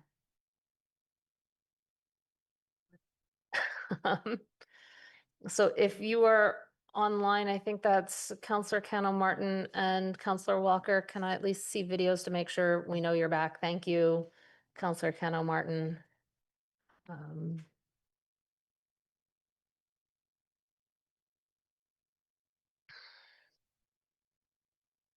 Okay, and we have 1, 2, 3, 4, 5, 6, 7, 8, 9 already back from our break in the town room, and both on hybrid participants have seen, I've seen videos, so thank you. So I know you guys are back at your computers and are hearing. We are going to restart our meeting and come away from break. We start with action item 8A, adoption of FY27 budget orders. To remind everyone, FY 2702, the Amherst Pelham Regional School District Budget Assessment was approved on consent, so we move to items 2 and 3. Bear with me as we move to these items. They are probably interrelated, and so I am going to allow during conversation after motions are made a little bit more leeway. We are starting with the capital improvement plan program, but I will allow a little more leeway per our rules say all comments have to relate to the item under discussion, which would be the capital improvement program. But since that potential vote is also somewhat related to the FY 2704A full operating budget, I'm going to allow a little leeway for people to discuss thoughts, comments, views on both, as long as it relates to the comments that are being made related to capital. We've got requests to decrease one. The finance committee vote was to decrease one and increase the other by the same amounts. If you want to talk about why you support both or one or the other, I'm not going to stop the operating budget side of that discussion during the capital improvement program side of the discussion. Hopefully that was clear to y'all. Bear with me as we go through motions and potential motions to amend. We will try to make very clear what the voting quantum on any particular motion is.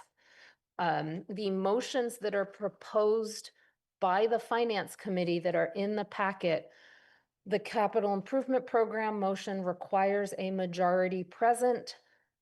The operating budget motion that is in the packet requires 2/3 present and voting, and a roll call is required per our charter. We're required to do roll call anyway for all our votes tonight because we have people participating remotely.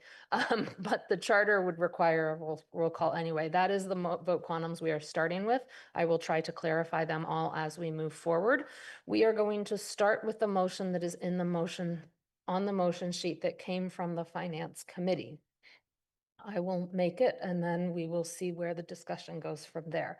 The motion is, having been referred to the Finance Committee on May 4th, 2026, with the Finance Committee having held a public hearing on May 11th, 2026, and submitted a recommendation to the Town Council on June 3rd, 2026, to approve appropriation and transfer order FY 2705A and order appropriating funds for a portion of the Town of Amherst Capital Improvement Program, equipment, buildings, and facilities for fiscal year 2027, as amended by reducing the sum total of the appropriation 120,000 from 4,590,893 to 4,470,893, reducing the raise and appropriate amount 120,000 from 4,200,893 to 4,080,893, and reducing the order total 120,000 from 4,590,893 to 4,470,893, as shown on page 17 of the motion sheet. Is there a second? Shane seconds. Kathy Shane has seconded.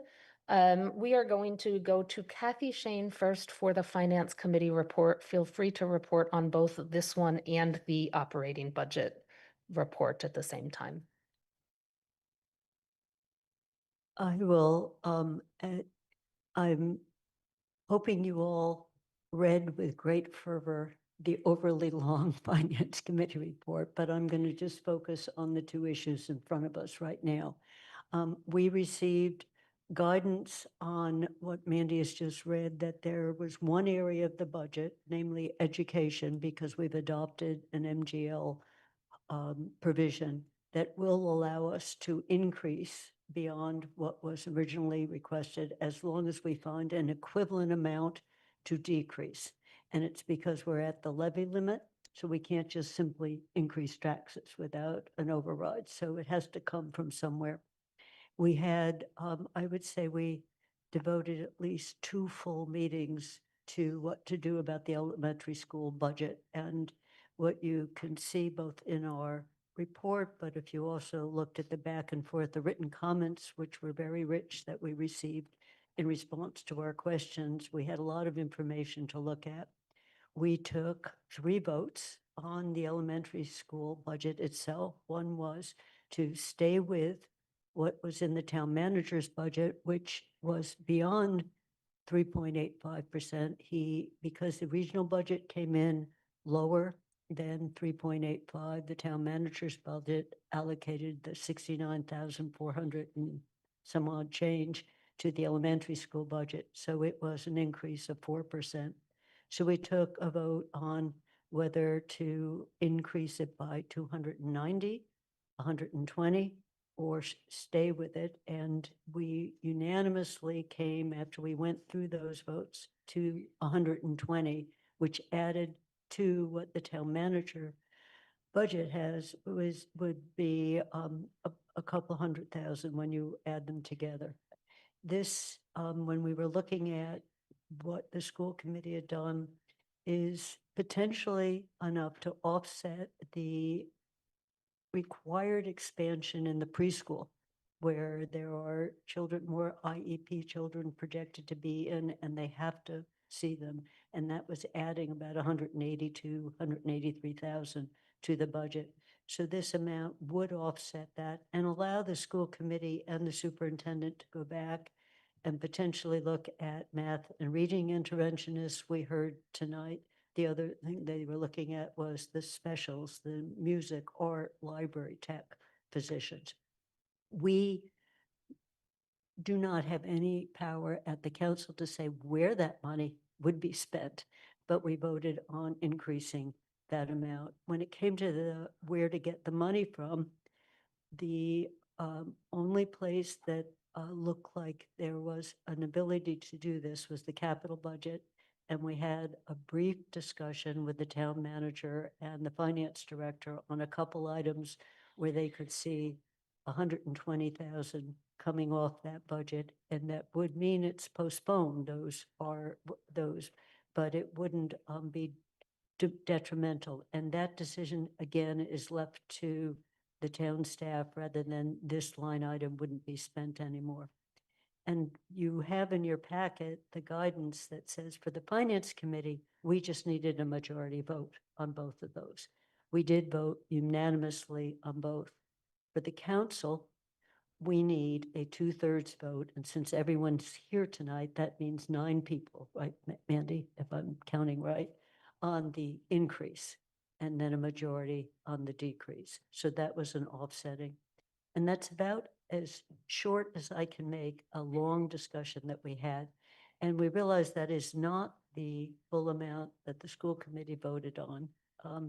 There's a lot of information in it, including things like the librarian actually would prefer having a para rather than another librarian, which is less expensive. So this is all, would still be over in the school committee piece.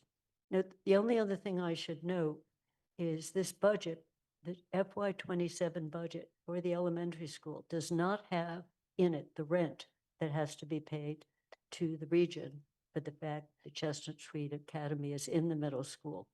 We are able, because of some leftover money not spent yet for the 6th grade move, to use that this coming year for that rent, but it won't be there next year. So the elementary school budget will need to be greater by that amount The other thing that the town budget doesn't have into it is at the point Wildwood is given up by the school, the town will have to take on the utility and maintenance costs of the building, and that's estimated in the 150,000 to 200,000, you know, and it depends on how much we operate that building. So both of those are not in the municipal budget. We're going to have to find money for those. And there were some sources identified for FY '27, but they won't be there for FY '28. So there's some holes on the elementary school. And I think I'll stop there because we had a very long discussion. And part of the attraction of where we ended up was that it really is not in the school's control, the requirement to serve the preschoolers. And this was an unexpected increase that we didn't know about a year ago. And so this amount would be offsetting for that amount and then leave it to the schools to decide where to spend this extra amount of money. And hopefully that was clear, but that's the preschool expansion is already in the base budget. So it's not that it's not making, it just means this amount of money. One rationale was that was a match. So we went through a couple different numbers and we came out with this where it was unanimous, although one member of the committee reluctantly voted for it. And everyone else thought this was a good place to come up with our recommendation. Thank you. I raised my hand to ask a question of the town manager and the finance director regarding this reduction. Have any conversations or decisions been made that if the council votes this reduction, what capital projects, knowing we can't identify and dictate what capital projects would be removed, have decisions or conversations been made to identify from the manager's point of view, which capital projects may not go forward if this vote reduces the appropriation by 120,000? Assistant Town Manager Dave Zelmak. Good evening, everybody. Happy to be here. I'm going to defer to Sean Mangano on this and see if Sean would weigh in. Sean. Yeah, so no decision has been made. We have some projects that we would look at closely. I think Paul would talk with department heads who are the sponsors for those projects before making a final decision. But at this point, he hasn't decided specifically which projects would make up that amount. Are you able to reveal which projects you have in mind? I don't think because we haven't had conversations with department heads yet, I don't think we wanted to kind of put those out there. There's definitely, if you look at the list, there's projects that are, planning, not planning department, but like studies or consulting type projects. There's some vehicle replacements that maybe are non-essential. So we didn't want to, I think it's too soon to get to specifics before we have those conversations with department heads. Thank you. Councilor Brevik. Can I add a couple things from just reflections for being on Finance Committee? Yes. So just 2 points of clarification from Kathy's great and succinct explanation of our discussions. In terms of how we can or cannot direct where funds are spent. So if we vote to increase, the idea that we don't have a say in what happens with the funds, I just did want to share, and it is in the packet, extensive information from the school committee where they share with us what they would, basically be committing to doing with these funds. And so, and they did also get a legal opinion that confirms that the budget that they pass then is what the superintendent will be required to do with those funds. So it's not a complete, we don't have any, it could go to, a janitor instead of a teacher, or it could go to, so it, I just wanted to explain that and add that extra context. And then in terms of the extra funds we would need for Wildwood, for the rent and for the rent in Chestnut Street and the maintenance and upkeep at Wildwood, it was my understanding too that we were able to find those funds from past JCPC projects that weren't spent or closed out. And so that was, is that correct? Yeah, that's correct. So for, there are two separate issues. One, we JCPC, the capital budget gave $450,000 for the sixth grade move, and not all of that's been used. So Sean got an opinion that that could be used for the rent side. The other piece is there are still some more than 3-year-old capital allocations to Wildwood Fort River that can be closed out and used for the utility costs. You know, potentially, the school hasn't relinquished those yet, you know, so the issue was they wanted to keep them open when JCPC met because they're operating through the summer, well, Wildwood will be, in case an elevator broke or something major happened, but there's substantial amount of money there. And my point was just that that money's been identified, but in FY '28, we're facing a different issue. So right now, FY '27 is not a problem. It's just that a year from now, and I do want to emphasize FY '28 is going to be worse. We're worried about what's happening at the state level, but some of the flexibility that we've had, pensions came in with a very low increase. Health insurance was better than we thought, even though it wasn't great. So the coming year, FY '28 looks even tighter. But so that's why, but Jill is absolutely right. That money, those two pieces that aren't in the elementary school budget or in the town budget can be financed by projects we have. Thank And you. just one more quick reflection, just having been part of both JCPC and Finance Committee. And then to Mandy's question on what projects could be cut and thinking about timeline and thinking about that next year will be a lot more difficult.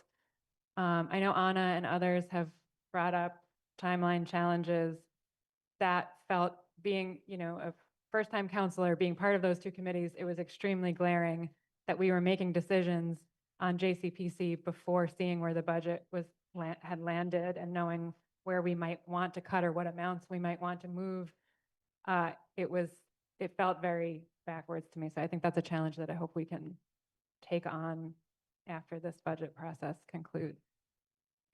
Thank you. Sam McLeod. Thank you, Mandy, and thank you, Kathy, for your explanation of the report. I just wanted to underscore what you said at the start, Mandy, which is that in order to increase the operating budget, we have to have the funds available, which is why you're discussing the capital project first, capital plan, but they're related. So whatever is unless we're going to have a second vote, whatever is discussed in the capital plan here, the dollar amount is, I assume, unless we, go back and forth, what's going to dictate the outcome of the operating budget increase. That's why in the Finance Committee, we had a lot of discussions and we landed at 120,000. And we voted on the capital plan first and then the operating budget. So I just think it's important to recognize that if we have a final determination on the capital plan budget, whatever that, the proposed motion is 120, you can't go past that it's my understanding, in the school budget. Thank you. Yes, if there is a decrease in the capital improvement program, unless there's a different motion for the operating budget that also seeks to decrease other areas in the raise and appropriate column, that is the maximum that an increase in the elementary school budget could be made. However, they are different voting quantums and no counselor is forced or obligated to vote the same on any two or more motions. They are separate votes.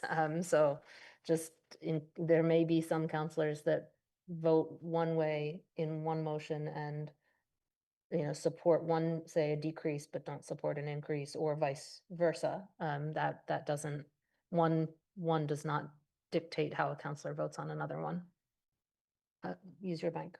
As a follow-up, Mandy, am I correct that if and once we vote on the capital plan, that we will not revisit it, and then, because the order of the two motions. It can be revisited under our rules.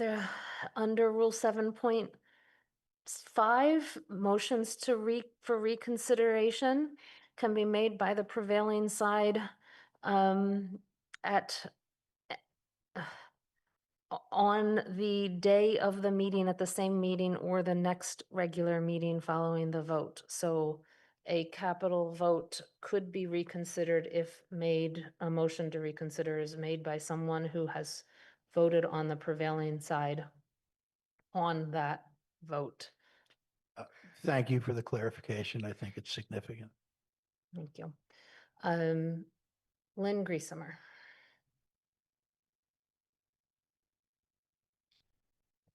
I look forward to explaining my reluctance, since I was the reluctance. And I will share that with you now. First of all, the council, yes, it was the previous council, but nevertheless, the town council passed a set of guidelines.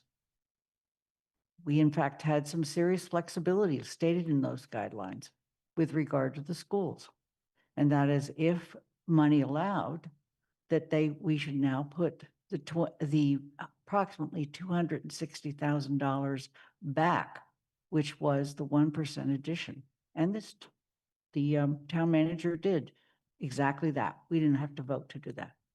And then in addition to that, the town manager, seeing that the regional schools actually came in below budget, because at the time they thought that the ceiling was only 3.5, not 3.85. He also gave them that additional money. So the elementary school budget benefited going into the manager's budget by essentially 260 and another 70,000. So over $300,000. People spend a lot of time on guidelines. I think the Finance Committee, which I was not a member of this last time, was very thoughtful in their guidelines, and they played out various scenarios. And so what was very interesting to me was not only did the superintendent and the regional schools came in not only within guidelines, but actually almost by work of timing, came in slightly below guidelines. And then for the elementary school, the superintendent came in at guidelines. And the school committee, as is their right, said, well, but we don't like what you cut. But rather than say, maybe you could cut this to get here, or maybe you could think about this to get there, or for that matter, understanding that there are two significantly outstanding bills in the legislature that have significant education money in them. One is the disposition of millionaires tax, and the other one, which was supplemental, and the other one is the budget for FY27. So it's with great reluctance that I supported in the Finance Committee the $120,000 additional, because I don't feel that in these economic times, and all we have to do is read the local paper daily, override passes by 12 votes, community split, neighbors aren't even talking to each other anymore.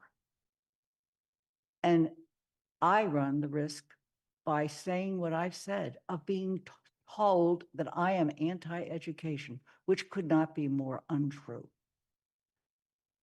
I am trying to suggest that my reluctance comes from looking toward the future and looking at all of the needs of this town, not just our schools, because I clearly support our schools. I could not be more excited about a new elementary school that we are about to occupy, although I understand there's some people with tears in their eyes and leaving the other schools. but thus my reluctance. Thank you. Thank you. Andy Churchill.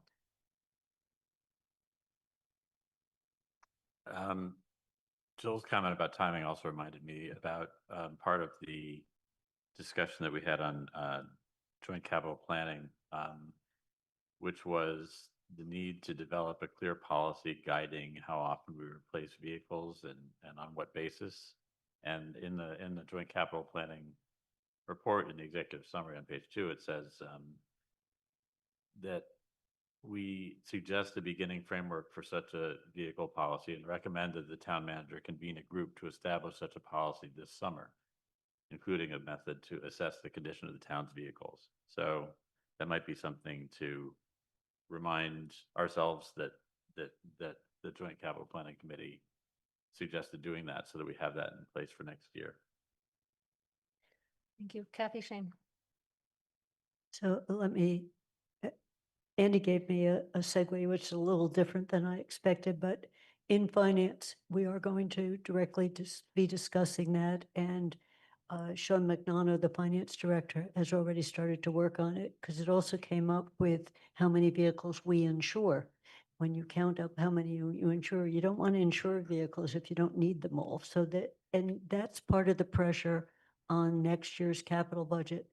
So the comment I wanted to make is Lynn made, stressed strongly guidelines. In guidelines, we left flexibility on the capital budget. We said 10 to 10.5%. With this reduction of 120, we're at 10.3. So we didn't ignore the town guidelines on this. And when we went to 10.5, we were warned at 10.5, we need it to do the large buildings, to do maintenance, but it was also going to put a huge squeeze on operating budgets. Because our revenues are just, the projected revenues are, we're going to be lucky to get a 3% increase next year. You know, so that's the world we're living in, is unfortunately that our expenses are going up faster than our revenues. And it's doing this crunch. But I just wanted to say that the reduction in capital is still within the guideline limit, was the only minor point I'm making here.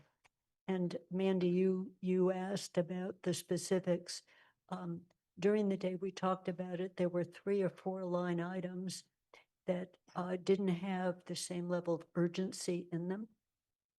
And that they could either be done at a lower amount or could be done later. So there wasn't a sense that we were undermining planned building maintenance or envelopes or a vehicle that's actually falling apart and needs to be replaced. So it was looking at some other lines, and I can understand why Sean wants to first go back and really look at that set. But it looked like there were some areas for that. So we felt fairly confident on the capital side. So the only other thing I want to say is about the sequence. I'm not quite understanding why we wouldn't first vote on the operating budget side. Because if we don't positively, 9 of us say yes to 120, there's no reason to cut the capital budget by 120. So then we would have to go back and undo that vote. The reason that reduction is there is to fund the 120. So I'm just asking, you know, we wanted in finance to do one motion. We are increasing this and decreasing that, but we ended up having 2 motions sent to you. So that was just because otherwise if people are going to vote against that increase, there's no need to decrease capital. So that is just that sequence. Why not first vote on the operating budget? You cannot first vote on the operating budget because the law requires, if there's no levy capacity, that a reduction in the raise and appropriate of some other part of the budget must be made in order to increase the school committee. And if the choice is to make it out of capital, since they are 2 separate financial orders, the capital order must be voted first. That makes sense to me. And we can't put them in one long sentence, unfortunately. Okay. No. Okay. Sam McLeod. Point of clarification? Yes. What you said earlier, Mandy, when you introduced this, was that we discuss them together so that we essentially, Yes. we know when we're voting for the decrease, we essentially. I said I would allow people to talk about both why they might support one and support the other. I'm not going to be strictly limiting this conversation, despite the motion on the floor being capital, to capital only, because I understand that the proposed amendment to reduce the capital allocation from what the manager's financial order says in this instance appears to relate directly to a upcoming vote. So I'm not going to hold us strictly to capital discussions. Any motions made must relate to the motion on the floor, but in terms of content of the discussion, I'm not limiting us solely to capital. Pam Rooney I'm sorry, Sam, but Pam Rooney has not spoken yet. So under our rules, I go to Pam. Thank you. I did want to express appreciation for the extensive report from the Finance Committee and the work that went into that.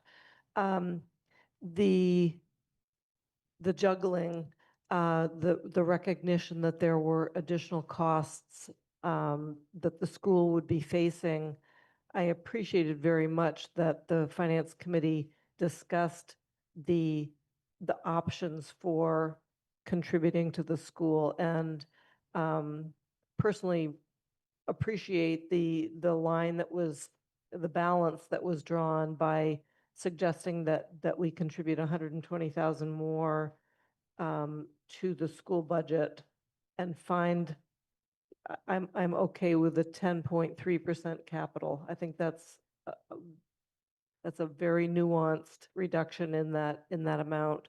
So I can support that change and appreciate the work that went into it. Sam McLeod. Thank you, Mandy. And thank you for, clarifying that we can talk about both potential votes because they relate to the same subject.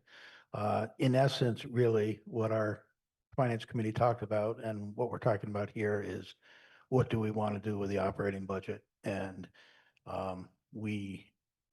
based on what we decided we wanted to do with the operating budget for the elementary school, we came up with a capital plan number. That was the order that we did it. And the discussion really revolved around the specials in varying categories, as well as the fact that, as Kathy mentioned, the preschool is a new requirement for the elementary budget, 180,000. That's why in the operating budget discussion for elementary school, I moved that we increase that budget 180,000. It wasn't for the school, the preschool. It was that for me, and we all heard the pain and we all feel the pain of what's going on with the schools. But for me, when I read and received comments from the school committee that they were going to be cutting 2.5 reading and math interventionists and what the caseloads were, it was simply a bridge too far for me. This is our school system. What's the most important thing aside from perhaps socialization? Reading and writing and math. And if the letter we received from the school committee regarding the cascading effect that can have on the kids as they move forward, it's absolutely true. I remember I wasn't much of a reader when I was young, and I'd sit in the back of the class in middle school till I finally honed in on it.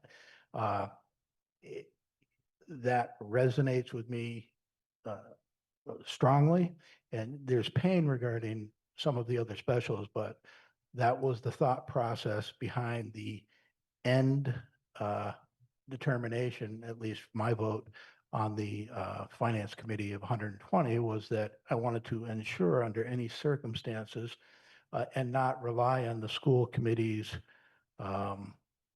potential to grab funds from another location to alleviate the reading and math interventionists. And that's the logic and reasoning behind how I proceeded. Thank you.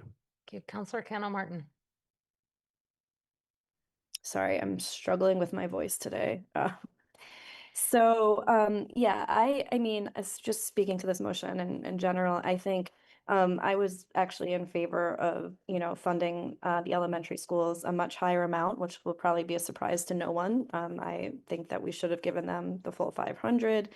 If not that, at least something more in the middle between 0 and 500. And I'm going to explain why. I think first, I center this conversation always in values, in valuing our community's children. I think it should be one of our top priorities, if not our very top priority, to educate our children.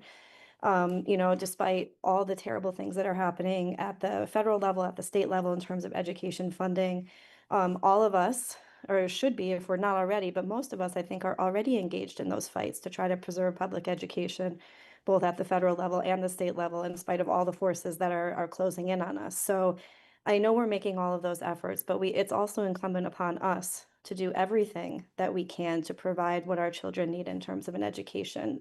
These are our very youngest children. These are elementary school children. And as Sam McLeod mentioned, if we don't provide them with the supports that they need right now, that is going to catch up with us later, right? Because they're going to get to high school and they're not going to have gotten the key skills that they needed as elementary school students to succeed. And so that becomes more and more, if you want to just look at numbers and not humans, that becomes a lot more money later. And we're also talking about human beings who are not getting the education that they need. We also have a value in this town about equity, and equity means the very definition is that everybody gets according to what they need. Not everybody gets the same thing. So, a lot of times when we do these financial guidelines, I was not on the council at the time those were made. I certainly think I tried to make an effort to weigh in at the time, but giving every department the same amount is not necessarily equitable. Is it equal? Yes, because everybody got the same percentage, but it's not going according to need. And part of our job as counselors is to not just weigh those numbers, but to weigh the human impact of those decisions that we're making. So I want to focus on values. And then I want to say a few specific points about what I heard when I listened in on the school committee meetings and on the finance committee meetings from our school committee folks was that, and from teachers actually, because teachers took time out of their very busy days teaching our children to then attend evening meetings at the council and at the finance committee to give testimony, because when they ran the numbers themselves, they realized how high their caseload would be for the math and reading interventionists. They realized how high their caseloads were going to be for the special education teachers.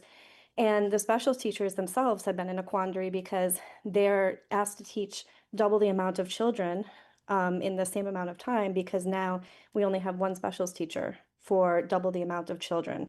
So that's clearly not sustainable. So what are we losing if we do not increase this number? We're losing special education teachers, so we're going to have a higher caseload, which teachers came and gave testimony to us about how detrimental that would be. And we are losing paraeducators for our specials. So that literally means we are making the decision to decide that some children will not have access to specials in our schools because they need a para to do so, and we're not going to provide them with that para. So these are the impacts that our decision here tonight will make. We're not the school committee, we're not the superintendent, but we are voting on what is before us right now. That's all we can do. And so under what we have seen and what we are voting, that is what is being lost, and that is not acceptable. A community should not decide that those things are acceptable, that some of our most vulnerable children don't deserve the resources that they need to succeed in school. So that is why I support a higher amount. Again, I don't think that 120K is enough, but I think we should strive for more, and that's all I'm going to say. Thanks. Thank you. Counselor Ryan. So I think part of our duty as counselors is also to remember what has been done in the past and to think about what is coming in the future. So I spent most of today rereading the Finance Committee reports for the last 4 years. Again, much thanks to the current Finance Committee and the work they've done for this report. So I read the similar reports for the last 4 years, going back to 2023, looking just at the school section. So just a little history for anyone who's interested. For the fiscal 24 school budget, there were $500,000 in ESSER money that were needed in order to make the budget whole. And for those of you who don't know what ESSER is, it's the one-time federal money that was made available to schools during COVID. And in the report, it says that the school superintendent at that time was Mike Morris. He acknowledged that there are going to be future challenges since this budget includes a little over $500,000 in ESSER funds. Next year, the budget, elementary budget, needed $400,000 in ESSER funds to avoid reductions in staff in order to hold the budget to a 4% increase. And I'm quoting from the report. The committee discussion focused on what is planned for fiscal 26 and fiscal 27 budgets, when such funds, which will no longer be available. This includes potential savings when the new school opens in September 2026, yielding potential staffing efficiencies and reductions in operating expenses, such as utility bills in the new net zero school. We, the Finance Committee, were told that such projections are not yet available. So that's $900,000 that was put into the elementary school budget over those 2 years, and those are all one-time monies. I've never seen any accounting of how that money was spent, but my understanding is that most, if not all of it, was spent on recurring costs. If that doesn't blow a hole in your budget, I don't know what does. Next year, fiscal report, financial report. This was the infamous year of bridge funding. The council voted to take from free cash $269,704. That was described as quote unquote bridge funding. Bridge to what? Well, I'll read the report. The elementary budget for fiscal 26 relies on free cash to bridge fiscal 26, which is the last year that 3 elementary schools should be operating. The use of these funds is against our financial policies, but the council has assumed that there will be operational savings when the new school opens in fiscal 27. The school superintendent has not affirmatively endorsed this assumption. The free cash being used to aid in funding the elementary school in FY26 is only available in FY26 and will not be incorporated into the FY27 budget starting base. That money was in fact incorporated into the budget base. Now, this year, we're looking at a proposal to take even further funds that are desperately needed yet again. When does this stop? When do we actually see a fiscal plan from the school committee that recognizes the actual needs that this community has in a whole host of other areas? And I've got a list of 5 or 6 here. I'll start with one simple one. We have trouble hiring an inspector, crucially needed, because we don't provide a car. You have to have your own car. So people say, I don't want that job. We all know that we've had trouble attracting and maintaining DPW workers. While pay isn't the only issue, it's certainly a key part of it. There are other points that were made in that report. You can look at it for yourself to see other pressures that our departments are under that don't have people coming here and telling us how we don't care about education, care about teachers, care about schools. And they are under enormous pressures, but nonetheless. So if you do the history, what you see is a recurring theme over and over again. So this year, the school committee wants $500,000 of extra money, in addition to what the town managers put into it, and in addition to what now is being offered by the Finance Committee. So that's the history. You might want to pay attention to it. And you might want to ask when we're actually going to see a fiscal plan that makes some sense. I would support the school committee if they actually had a plan that took into consideration what they've been told over and over again, that we are a community that cannot sustain these kinds of increases. And yet, once again, these kinds of increases are being requested of us. Thank you. We are now on to people who've raised their hand who've already spoken once. I am first on the list. I am going to make a motion.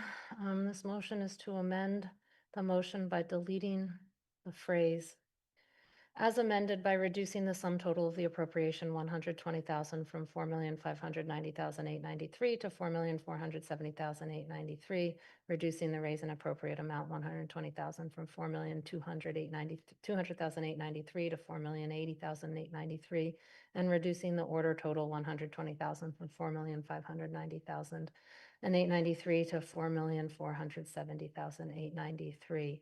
Is there a second on that motion to delete that phrase? Excuse me, but did you just delete the reduction of 120? That is my motion, So to we're not, amend. we're not voting on the motion No, that's on the that, floor? this is a motion to amend. So we would vote on a motion to amend that deletes the phrase, and if that motion fails or not fail or passes, we would have a new thing. But it is the motion to amend that I have made. There has been a request up there to put the text out, but I am still, have not heard a second. Is there a second to that motion? Second, Griesmer. I ask the council clerk to put a red line version of the motion, the main motion with the motion to amend showing what would be deleted up on the screen so everyone can see what that motion to amend is. The effect of the motion to amend would be, if the motion to amend is voted yes, it would be to, the main motion on the floor would be the financial order as presented by the town manager. If the motion to amend is voted no, the original motion as proposed by the finance committee would be the motion on the floor still. It would effectively be the same as, yes, as I heard under the voice comment. I will speak to my motion now that it has a second. We've heard a couple of counselors speak to this.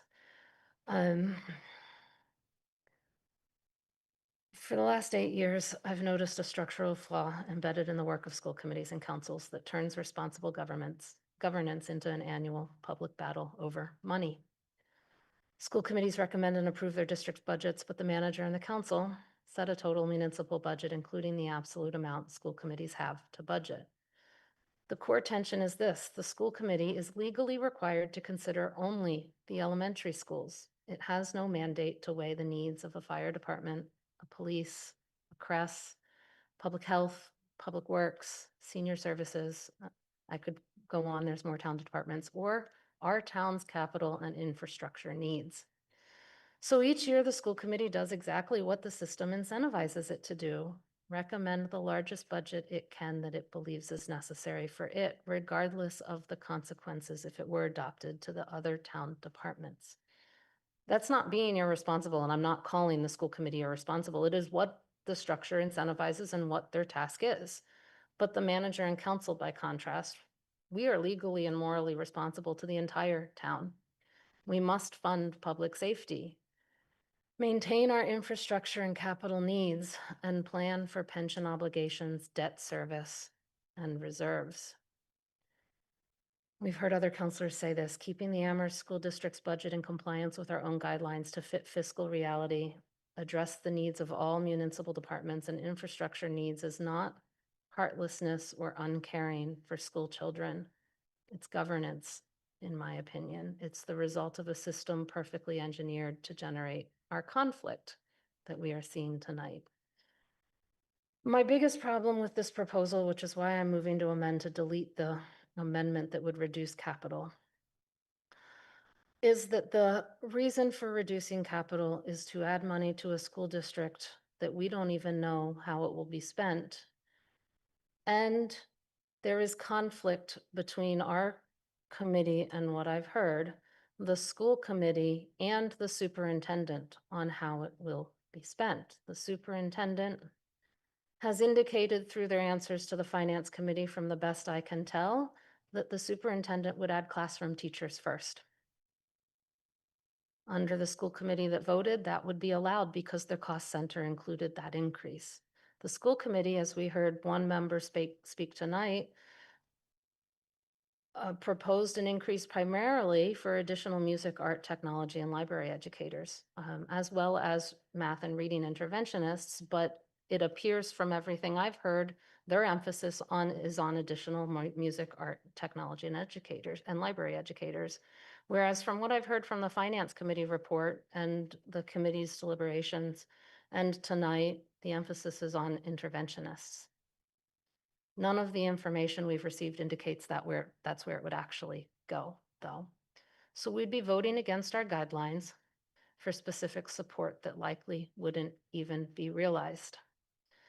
And it would contradict the promises we made to the residents, as Councillor Ryan indicated, when we asked them to support a debt exclusion for Amethyst Brook School, a promise that a new consolidated school would save taxpayers money in school operations through increased staffing efficiencies as well as decreased operational costs on utilities.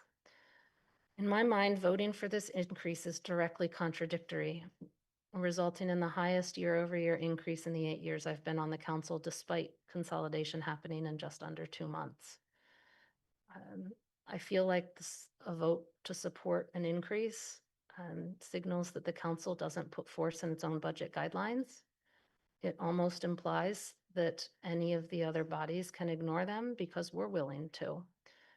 Next year, why would the library trustees or the managers or either school committee try to follow them if we so easily, and I'm not saying the vote is easy, but if we disregard them ourselves? So I also can't support a decrease to the capital budget that this proposes when our roads and sidewalks continue to deteriorate. We constantly hear about our infrastructure needs and deferred maintenance as much, if not more, than we hear about school funding concerns. That could be because we are the council and we are not the school committee. But we got to this point on deferred maintenance and infrastructure needs because past town meetings were willing to decrease investment in capital needs to prop up operational needs. I can't support restarting that path to taking from capital to support operational needs, especially when the operational needs are contradicted by the positions of the superintendent and school committee and our own assertions that there are efficiencies that should be gained and were promised to the residents to be gained in elementary school operations by opening a brand new consolidated school. It is why I proposed this amendment to remove the reduction in the capital budget. Thank you. We go to Andy Churchill.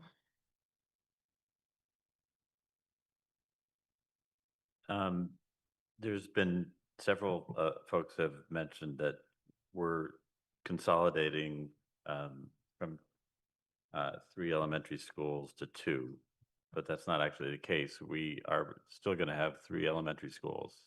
We have the Amethyst Brook 6th grade, which, for whatever you think of it, it is an elementary school, and it is a cost center. So I think some of those anticipated there will be some of the anticipated efficiencies from going from Wildwood and Fort River to the new Amethyst Brook School, but the Chestnut Academy will work against that. So I think we still have to think that we have 3 elementary schools. And I noted in the Finance Committee a suggestion that we work again with the other 3 towns to figure out how we can have a middle school that includes the other 3 towns so that we don't have to have this, jury rig system that we have now.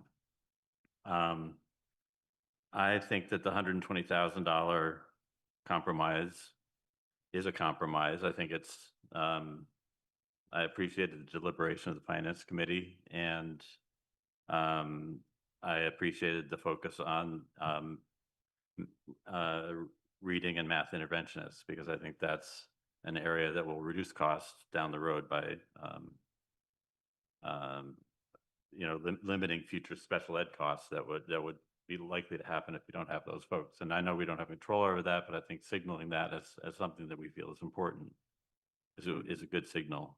I've also heard from, I think, Senator Comerford, that there's likely to be additional funding coming into the district for through the millionaire's tax and through the budget. So I think that with the additional money that's likely to come from the state this year, since the millionaire's tax is at $3 billion instead of the expected $2 billion, that we're likely to get some additional funds. So with the $120,000 and additional money from the state, I think we're getting in a ballpark that's probably halfway or more between the original guidelines and what the school committee was asking for. So I think it's a good compromise. I think it's reasonable to expect.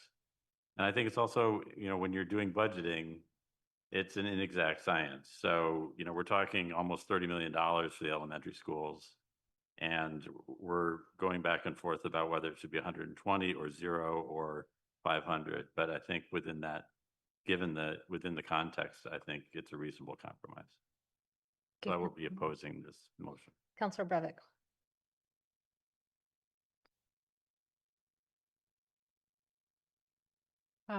So I would be opposing this amendment. I did want to just make a point of clarification too on the line items that the interventionists and special teachers are on. They're on two separate line items, regular instruction versus support services, unless someone can correct me if I'm wrong. If the school committee votes on those line items, then the legal opinion they got confirmed that the superintendent couldn't then spend that money on a different line item. But they could spend it on any other regular instruction line item, since they vote a cost center of just regular instruction. But if they were voting to increase the interventionist, it would be on the support services line item. One of them is. The other two are regular instruction. Interventionist? Yes. Under the document that was provided the finance committee from the superintendent. Okay. I do want to reiterate that the school committee has made very clear how they would spend that money and what their priorities are. And I think that that is something that we need to take into account. I'll just say my piece at this point, I suppose. I, in finance committee, raised a motion to increase the elementary school's budget by $290,000. That I felt like was a good middle ground. The middle ground, then my number then became the top of the discussion, 0 became the bottom, and this 120 became the middle ground. And I think people were seeking a middle ground. I wanted to speak a little bit to why I believe that other piece of the puzzle is important. I think we've all heard about the interventionist positions, the 120 going to that. From our finance report, the rationale for this was the evidence that such interventionists make a positive difference for young children with notable gains in skills and confidence. And the idea that those types of positions typically lead to cost savings down the road. That part was unanimously supported at finance committee, but it actually wasn't unanimous that that was all we should restore. And I think the preschool growth alone at about $330,000 and the 6th grade being a very expensive model are two key factors that we need to think about that are running our K-5 budget extremely, extremely thin this year, in this year of transition. And I do understand the bigger picture points that many counselors have made were very well said and very well thought out, and I agree with a lot of that. But I as a parent of a kid going through two kids going through this transition, and just what I've seen and heard, the testimonies at school committee, the parents who've come out, the teachers who've come out to talk to us, I think not considering the huge impact that an additional, let's say, $130,000 would make. I understand that the capital budget is also tight, but there are areas that are not critical. This is a critical year for our elementary schools. There are things that were approved and recommended by JCPC that are not critical, would not cause things to fall apart if we were to defer certain projects or vehicle replacements. This year, to have this void in support for our art, music, phys ed, technology, our classes that are the heart of the school. I think what we would be doing by giving an additional amount would be to enable flexibility in decision making in a year that will really need that flexibility. That would recognize that there is a learning curve in adapting to a significantly larger school and student enrollment, that the practical reality of a weekly roster of 575 students, close to a quarter of whom have IEP accommodations, that is going to take some flexibility and some learning. And I think to keep it this tight with one teacher in each of those areas. Teachers have said that with this kind of teaching load, it becomes impossible to do many of the incredible things that they do, from read alouds with the community to build confidence in kids, to adaptive specials that we have heard about, to even just sitting with a kid who has sensory sensitivity or anxiety in the music room during lunch so that they can get used to that new space. My children are so anxious about this move. So many kids are anxious about this move. And then think about the children who have other sensitivities that will make this even more difficult, and eliminating the ability for those teachers to accommodate enable all children to participate equally in our specials classes. I think that that is something that as a community we value. And I think taken all together, the interventionists and the specials, and again, allowing for staffing flexibility to ensure that all students can participate, is what will reduce future special education referrals and sustain student success in the upper grades. Again, we're forward thinking about what will save us money down the road. This is an opportunity to put our elementary school department on strong footing as they actualize a change that is a decade in the making. It's an opportunity to support our superintendent and central office staff who've navigated an absurd number of challenges. And it's just, I think, I understand that people are tired of hearing every year is this and every year is there's something else. But we know that this is a massive change that has been talked about for, I think, a decade. And it's happening this year. And it is not a massive amount of money in the scheme of what we're talking about, the type of impact and the type of supports it would allow for our students, our most vulnerable students, and our teachers and the whole school community. Thank you. Kathy Shane.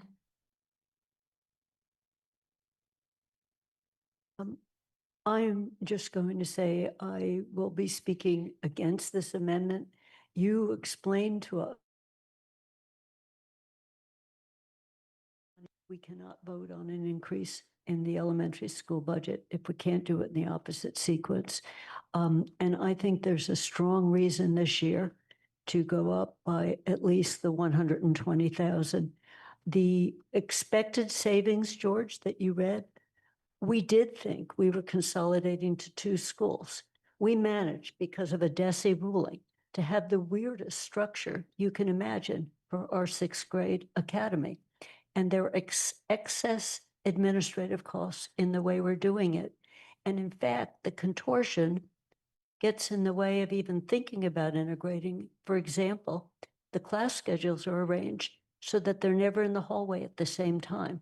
So if a 6th grader might be able to take a music class or music instruction, they can't because their class, there's no reason to do that, but that's what has been structured right now.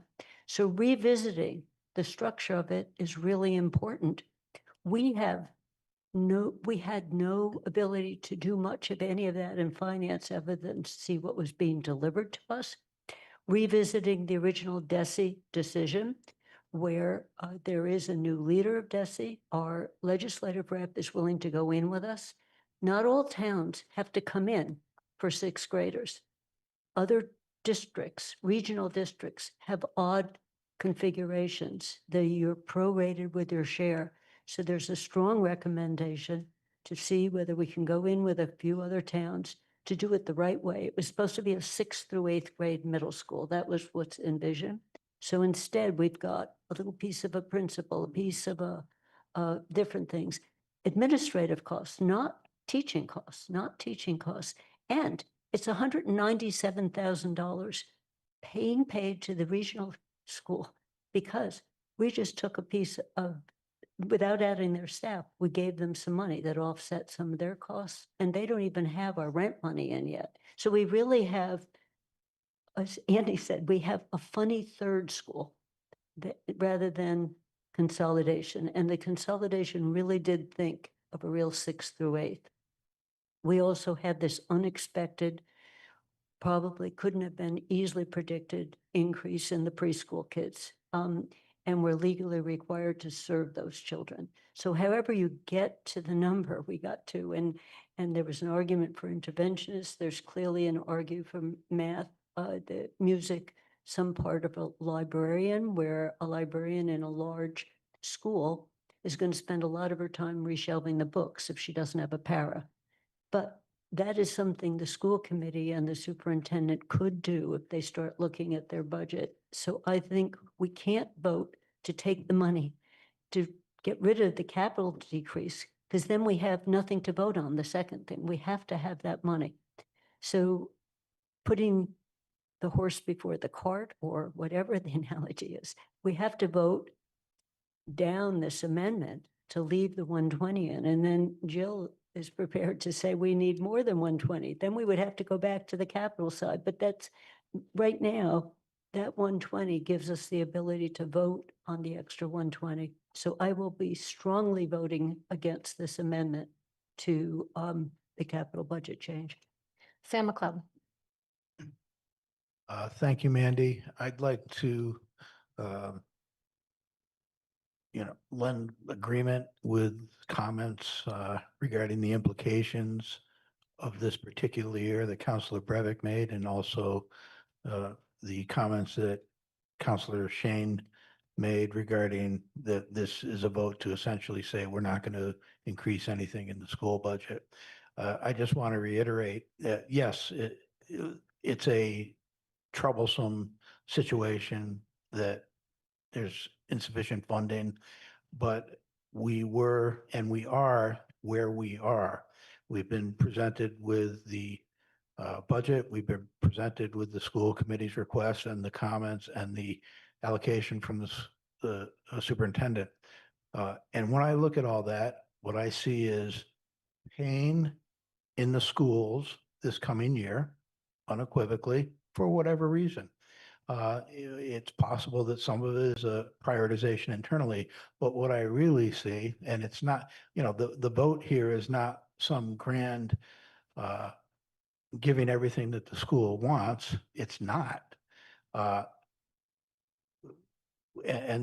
trust the communications of the school committee members, who I have great respect for, who have indicated they're going to make it very clear where this should go.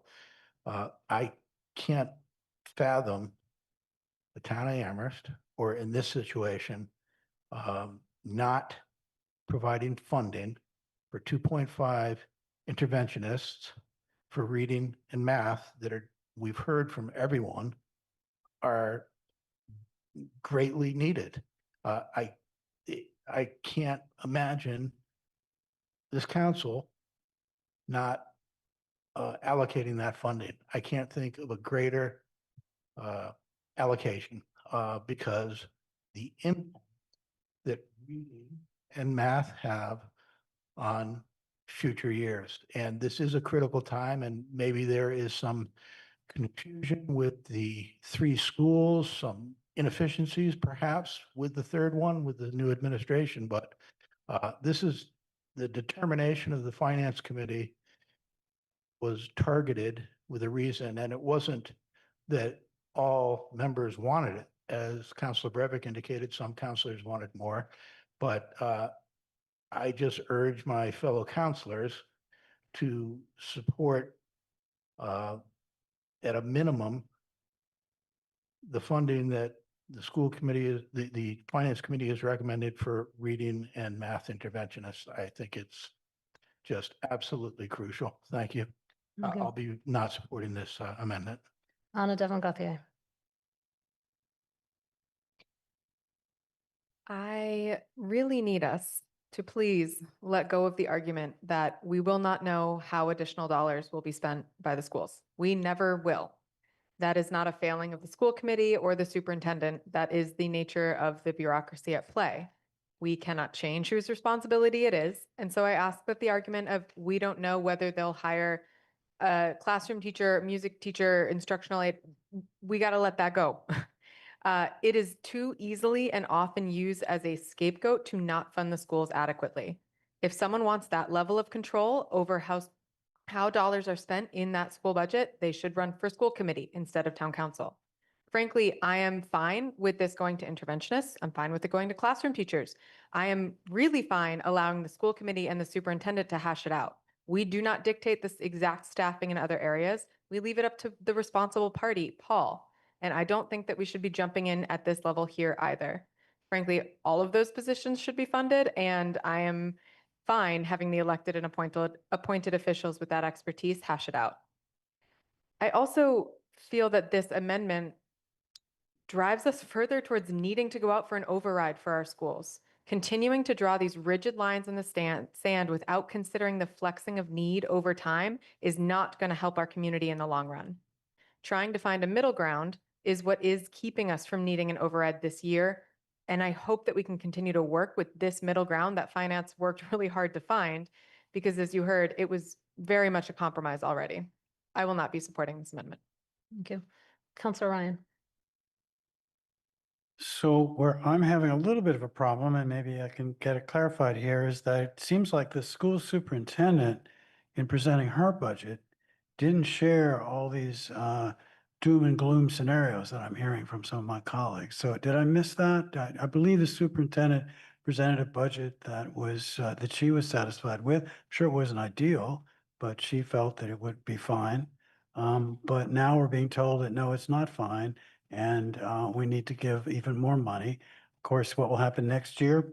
I mean, maybe Counselor Churchill is right. The state will, send lots of money to the schools, and that will solve the problem. But did I misunderstand that didn't the school superintendent actually bring a budget that was within the guidelines? The initial budget presented to the Amherst School Committee prior to the budget hearing that they held was within our guidelines. So I guess I'm struggling with the thought that somehow the school superintendent sees it one way and the school committee sees it another. And given, as I've just read some past history to some of you, I tend to support the school superintendent. Jennifer Taub. My understanding was that the school superintendent was given a budget and she worked within that, and it wasn't for her to say whether it was an ideal, she made the decision she had to make to be within that budget. And when she presented it to the school committee, they said, we can't, there are too many cuts in the services our children need. So the school committee wasn't comfortable with all the cuts that the superintendent had to make. So I guess what I'm saying is, because the superintendent worked within the instructions she was given, doesn't mean that the superintendent felt that was the budget that best served the students. She was doing what she was tasked to do, presented that to the school committee, and the school committee felt that they couldn't live with that, that it was not responsible of them to approve that budget with so many cuts in services children need. So I don't think we can all to say, I will not be supporting this amendment. And I think we can't assume that the superintendent was pleased with the budget she was initially given. But she had to work within it. And then it's the school committee to decide if that's, they felt it was responsible to approve that budget with the cuts that that budget entailed. Counselor Kendall Martin. Yeah, I mean, I can speak to that a bit, Counselor Ryan. I mean, I was trying to understand the same thing, because I discovered by reading and listening to the testimony of the teachers that were sounding the alarm about their caseloads, especially, like, as we mentioned, reading and math interventionists, as well as special education teachers, that what they were saying to us did not necessarily match what had been presented to school committee. And the way that they had come up with that was that they actually surveyed each other to figure out who was staying on and who was not, who was basically pink slipped, in order to come to the numbers of how many teachers that they would actually have to cover the amount of students that they had. And then from there, they were able to calculate the caseloads. And so unfortunately, it feels like the correct information was not necessarily presented to the school committee, and that the information that they did receive was probably incorrect. And so I personally would trust the teachers on the ground who are doing that work and doing the math themselves, and I would refer anyone to any of the emails that they sent. So as they actually show you step by step how they got to their calculations. And it was done very methodically. So I think that's how that happened, partially. Lynn Griesemer. If the superintendent of schools had come in with a budget within guidelines that included cuts to central office, cuts to, I don't know, maybe maintenance, maybe maintenance staff, none of us would be sitting here crying foul. And that's the game that Anna said, let's not play. Because the reality is, and I don't know how many of you have ever dealt with a $29 million budget. I actually have. And if I can't find $120,000 in a $29 million budget, then I'm not worth my salt. And it wouldn't be at the expense of kids, and it wouldn't be at the expense of teachers. I'd be finding it in my administration and other places. It wouldn't be. So the game that's played every year is find something that you know the teachers and the public will cry ouch about, instead of finding other places. And maybe it's halfway in between. But that's one of the things that bugs me about these conversations every year. It's always something that they know the public will come out about. It's never about other areas where frankly, the public's probably looking and saying, maybe you could cut there. Counselor Brevick. Just a small remark on how we talk about the school department and how it differs from, I think, other municipal departments in this they versus us. And I think the reason that we see these difficult decisions that we have to make each year is because of the constraints year over year after year after year on the schools that is an issue that we need to address as a town. We, as a council, need to figure out what's going on, and not down to what teacher should be, not on that line item level, but there's clearly a problem. I saw it the second I moved here. I mean, it is glaring that there is a deeply rooted problem. I understand compounded by the external factors that are upon us. But I don't think that it's helpful, and I'm not directing this at anyone, I'm just saying in general, I find myself sometimes doing it too, that they put this to us, and I feel like these are our problems that we also should be trying to solve. We should be trying to make sure that we are not in this position next year. And I think that reframing is really important. Okay. Anna Devon Gauthier.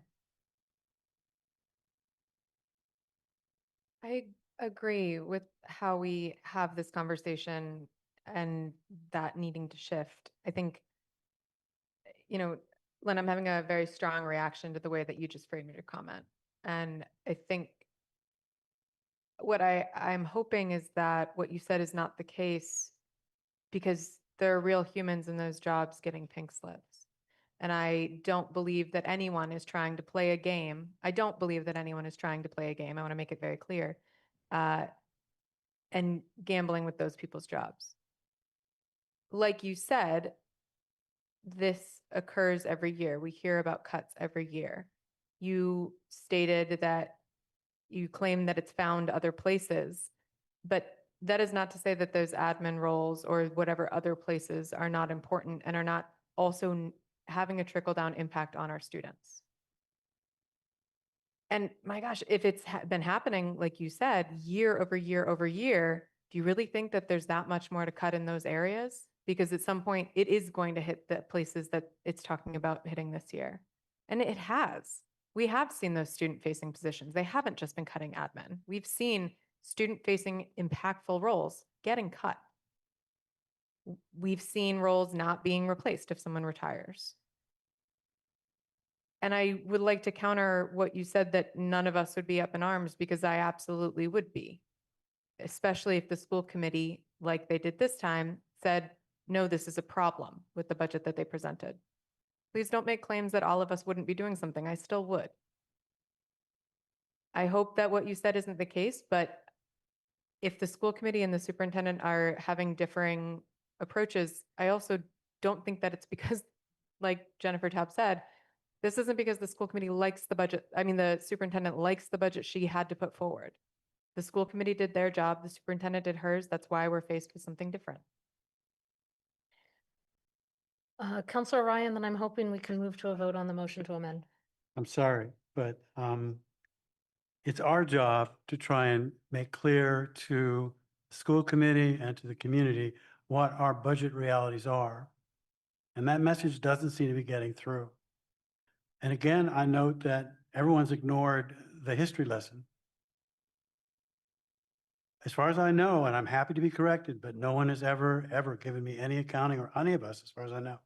$900,000 over 2 years were put into the school budget to address recurrent costs with one-time money.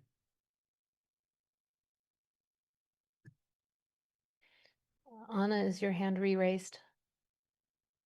Just George reminded me of my favorite hill to die on. We are constantly in this predicament because the town council unilaterally creates financial guidelines. We do not use our budget coordinating group as it is supposed to be used. Budget coordinating group has never been convened to draw up financial guidelines as it's supposed to do per the charter.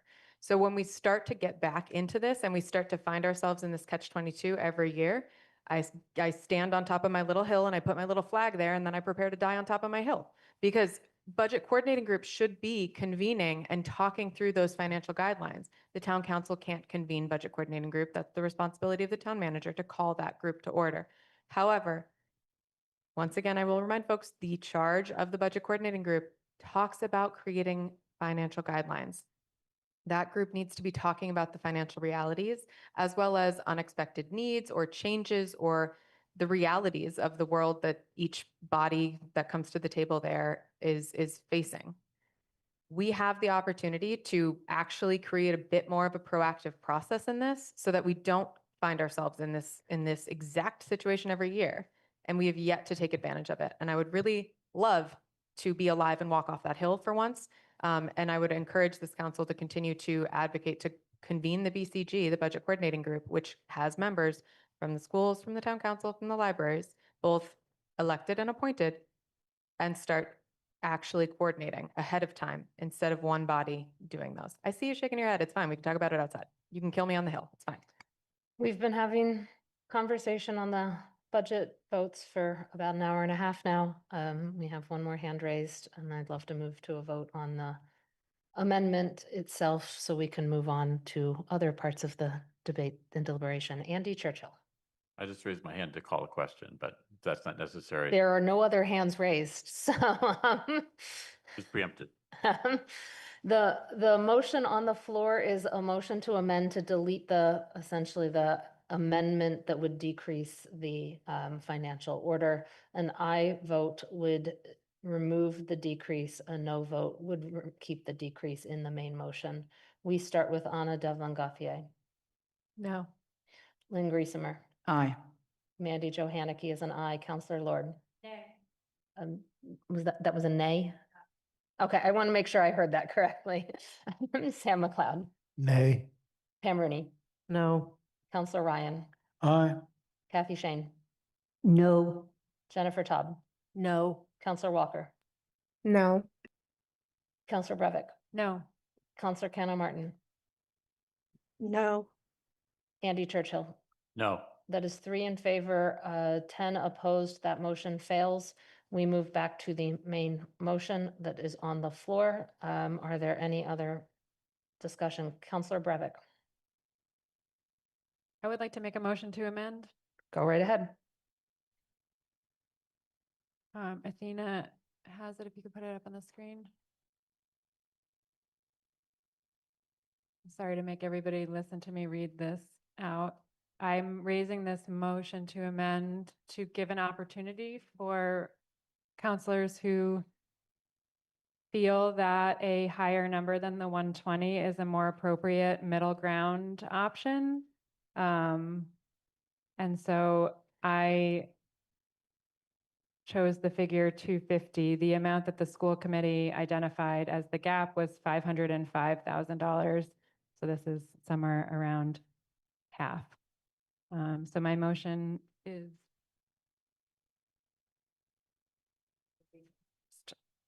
Point of order, I can't hear. She hasn't started reading it Sorry. yet. Sorry, I couldn't tell. to amend the, yeah, so my motion is to amend the motion by replacing as amended by reducing the sum total of the appropriation. Do I have to read this whole part? Just 120,000, blah, blah, blah. blah, blah, blah. Great. Thank you. With the following, as amended by reducing the sum total of the appropriation 250,000 from blah, blah, blah. Thank you. So it would change all the 120s to 250 and all the 4 million numbers lower by another 130,000. Correct. And it is shown up on the screen that has been shared so that everyone can see it. Is there a second to that motion? Second. That was Counselor Cano Martin seconding it. You kind of already spoke to it. Do you have anything else to say to that? No, I don't have much to add. I've Okay. already said my piece. Is there any discussion on this motion to amend to essentially increase the 120 number to 250? Counselor Cano Martin. Yes, I'm not going to speak very long because I think I made my views clear before, but I do think that given the size of the gap that we were faced with and the things that we knew that we were losing because of that gap, I think that choosing 250K is meeting in the middle. I think it's reasonable. And I think that it can be something that we can hopefully all come together around. So I will vote yes, and I hope that others will vote yes as well. Counselor Walker. Thank you, Mandy Jo. I think folks have covered much of what I would say, sort of in support of this increase. It's similar to the support of the smaller increase, but I did just want to add a couple of things. I think we're all really excited about the new school building and sort of this chapter and what that means for our town. But I think it's really important that we stay grounded in what the school building is for. So if we're willing to invest into a building, the physical building itself, we need to understand that what's happening inside of the building is much more important than that. And so I think this is an extremely important investment. Also, my children are inside of these schools, and I think it's really important to understand what's happening on the ground. So if you have not been listening to the comments made at school committee, I really encourage you to go back and listen to the experiences of the staff inside of these buildings, the teachers inside of these buildings, and the students and the families, because it has been a challenge. It has been a very big challenge. And speaking for myself, I am the parent of 3 children who all are neurodivergent, all have IEPs, and it has been a struggle to get the resources and supports for my kids now. And so I am extremely concerned with what is being proposed for the transition to a new school building, thinking about my children who already have challenges with transitions, period, to be transitioning to an entirely new building with entirely new staff, and to then also not have the support that they need to be successful, or to be able to even access the parts of the school day that sort of ease the tensions and the stress around regular academics, which would be like specials and other extracurriculars, or just having those supports in need. And so I'm concerned about what this will mean on the ground. And I think, one of the reasons why I ran for office, one of the reasons why I returned to school for public policy, is because I really believe strongly that policies need to be grounded in the lived realities of the folks who will be impacted by those policies. We cannot continue to be so rigid around school funding simply because of our budget constraints. The budget constraints exist. They're going to continue to exist. We need to figure out the solution. This problem is not going to go away. I understand that giving the extra 250K is not going to solve this problem for the future. I think it is the least we can do at this moment. This is a compromise, like Councilor Breivik said. I think this is an extremely reasonable compromise, and I think we need to take additional steps. Councilor Devlin Gothier mentioned some of the things that we can do in terms of more planning for the future and more continued planning throughout the year and not just during the budget season. So I would support all of those things, and I'm going to support this increase as well. Thank you. Is there further conversation on this motion to amend to essentially change all the 120,000s in the motion to 250,000 and amend everything else appropriately? Seeing none, a yes vote will change the number 120,000 to 250, and no vote will keep the number at 120,000. We start with Lynn Griesemer. No. Mandy Jo Haneke is a no. Counselor Lord. Sam McLeod. Nay. Pam Rooney. No. Counselor Ryan. No. Kathy Shane. No. Jennifer Taub. No. Counselor Walker. Yes. Counselor Breivik. Yes. Counselor Cano Martin. Yes. Andy Churchill. No. Anna Devlin Gauthier. Nay. That is 4 in favor, 9 opposed. That motion fails. We move back to, after all of that, we are at the original motion made. No amendments have been made. Call question. I have heard a motion to call the question. Is there a second to calling the question? Second, Ryan. The motion is not debatable. So we move directly to a vote on calling the question on that motion. We start with myself. I am an aye. Counselor Lord. Aye. Sam McLeod. Aye. Pam Rooney. Yes. Counselor Ryan. Aye. Kathy Shane. Yes. Jennifer Taub. Yes. Counselor Walker. Yes. Counselor Breivik. Yes.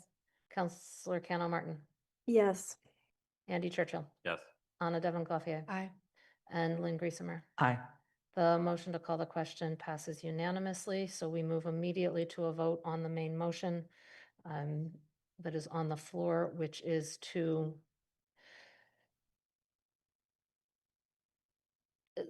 in summary, it's to adopt the appropriation transfer order FY 2505A with amendments to reduce the original order by 120,000 in raise and appropriate, and the total appropriation by 120,000, so that the total appropriation will be 4,470,893. We start with Counselor Lord.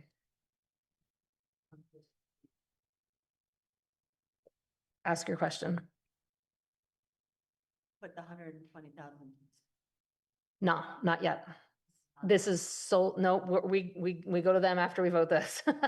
This is reducing the capital appropriation to, which would allow an actual vote to increase money for the schools. If the capital appropriation is not reduced by that 120,000, the schools cannot be increased. Thank you.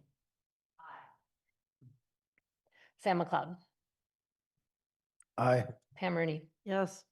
Counselor Ryan. No. Kathy Shane. Yes. Jennifer Taub. Yes. Counselor Walker. Yes. Counselor Breivik. Yes.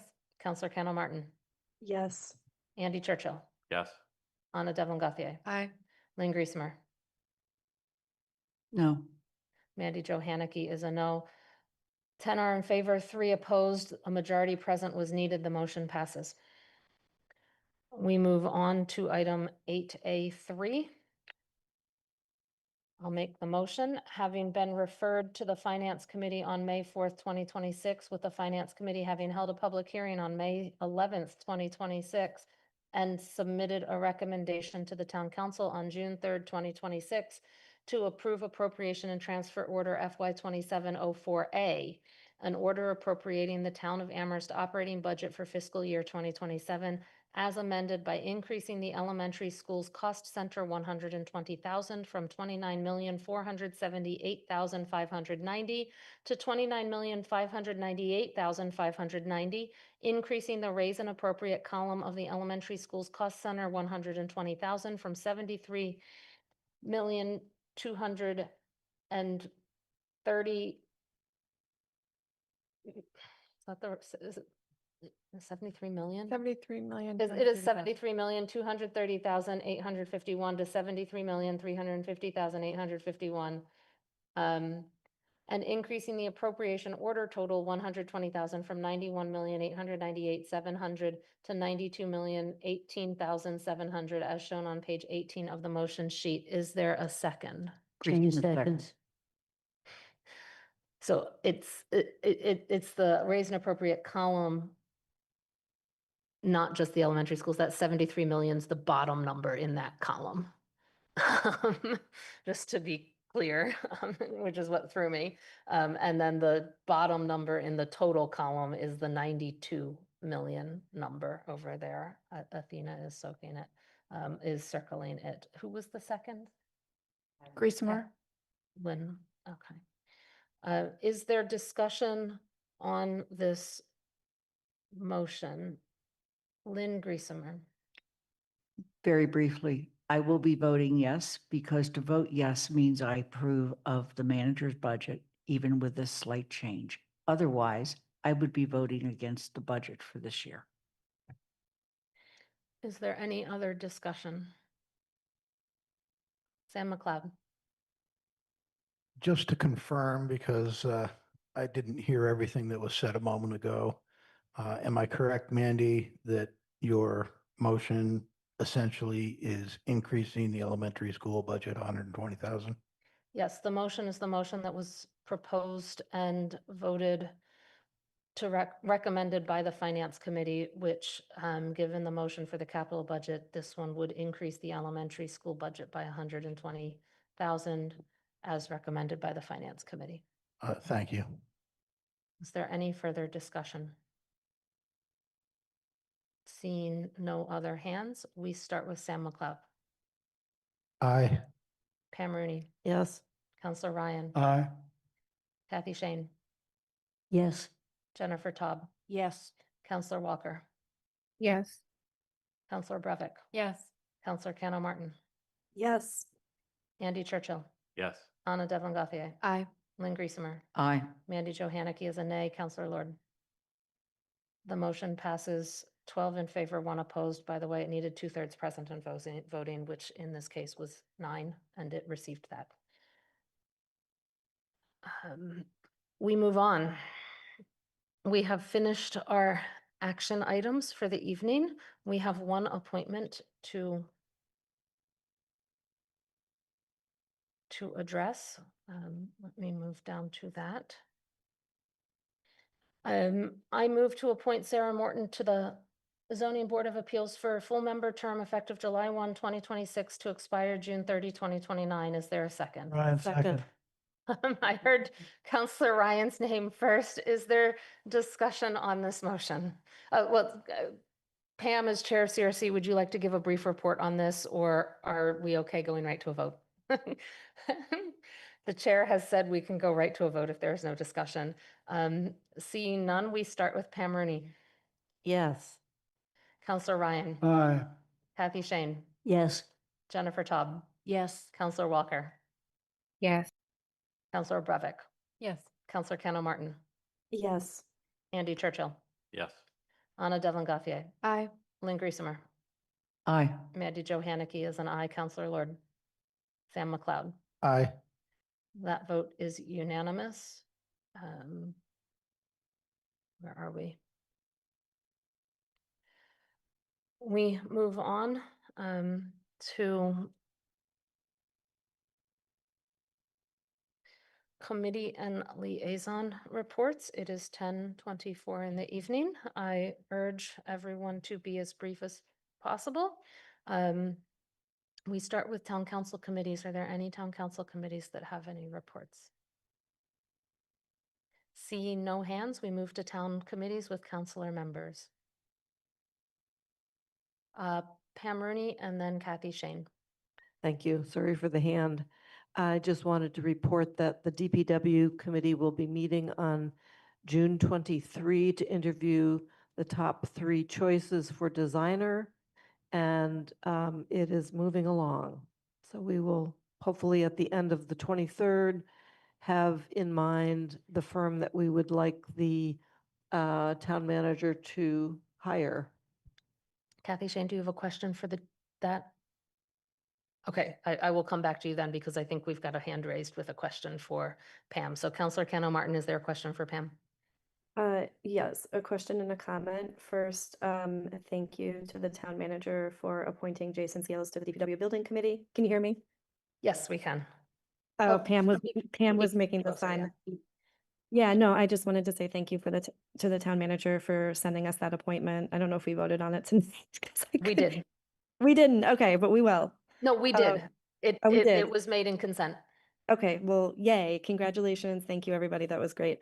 And then I just wanted to ask Pam, is there any progress on getting these meetings to be hybrid? Because I know that was something that we've been talking about for a while too. Pam? It has been asked several times, and I believe that once the 23rd and the interviews will all be recorded, and there is strong pressure to, after that, start meetings with hybrid coverage.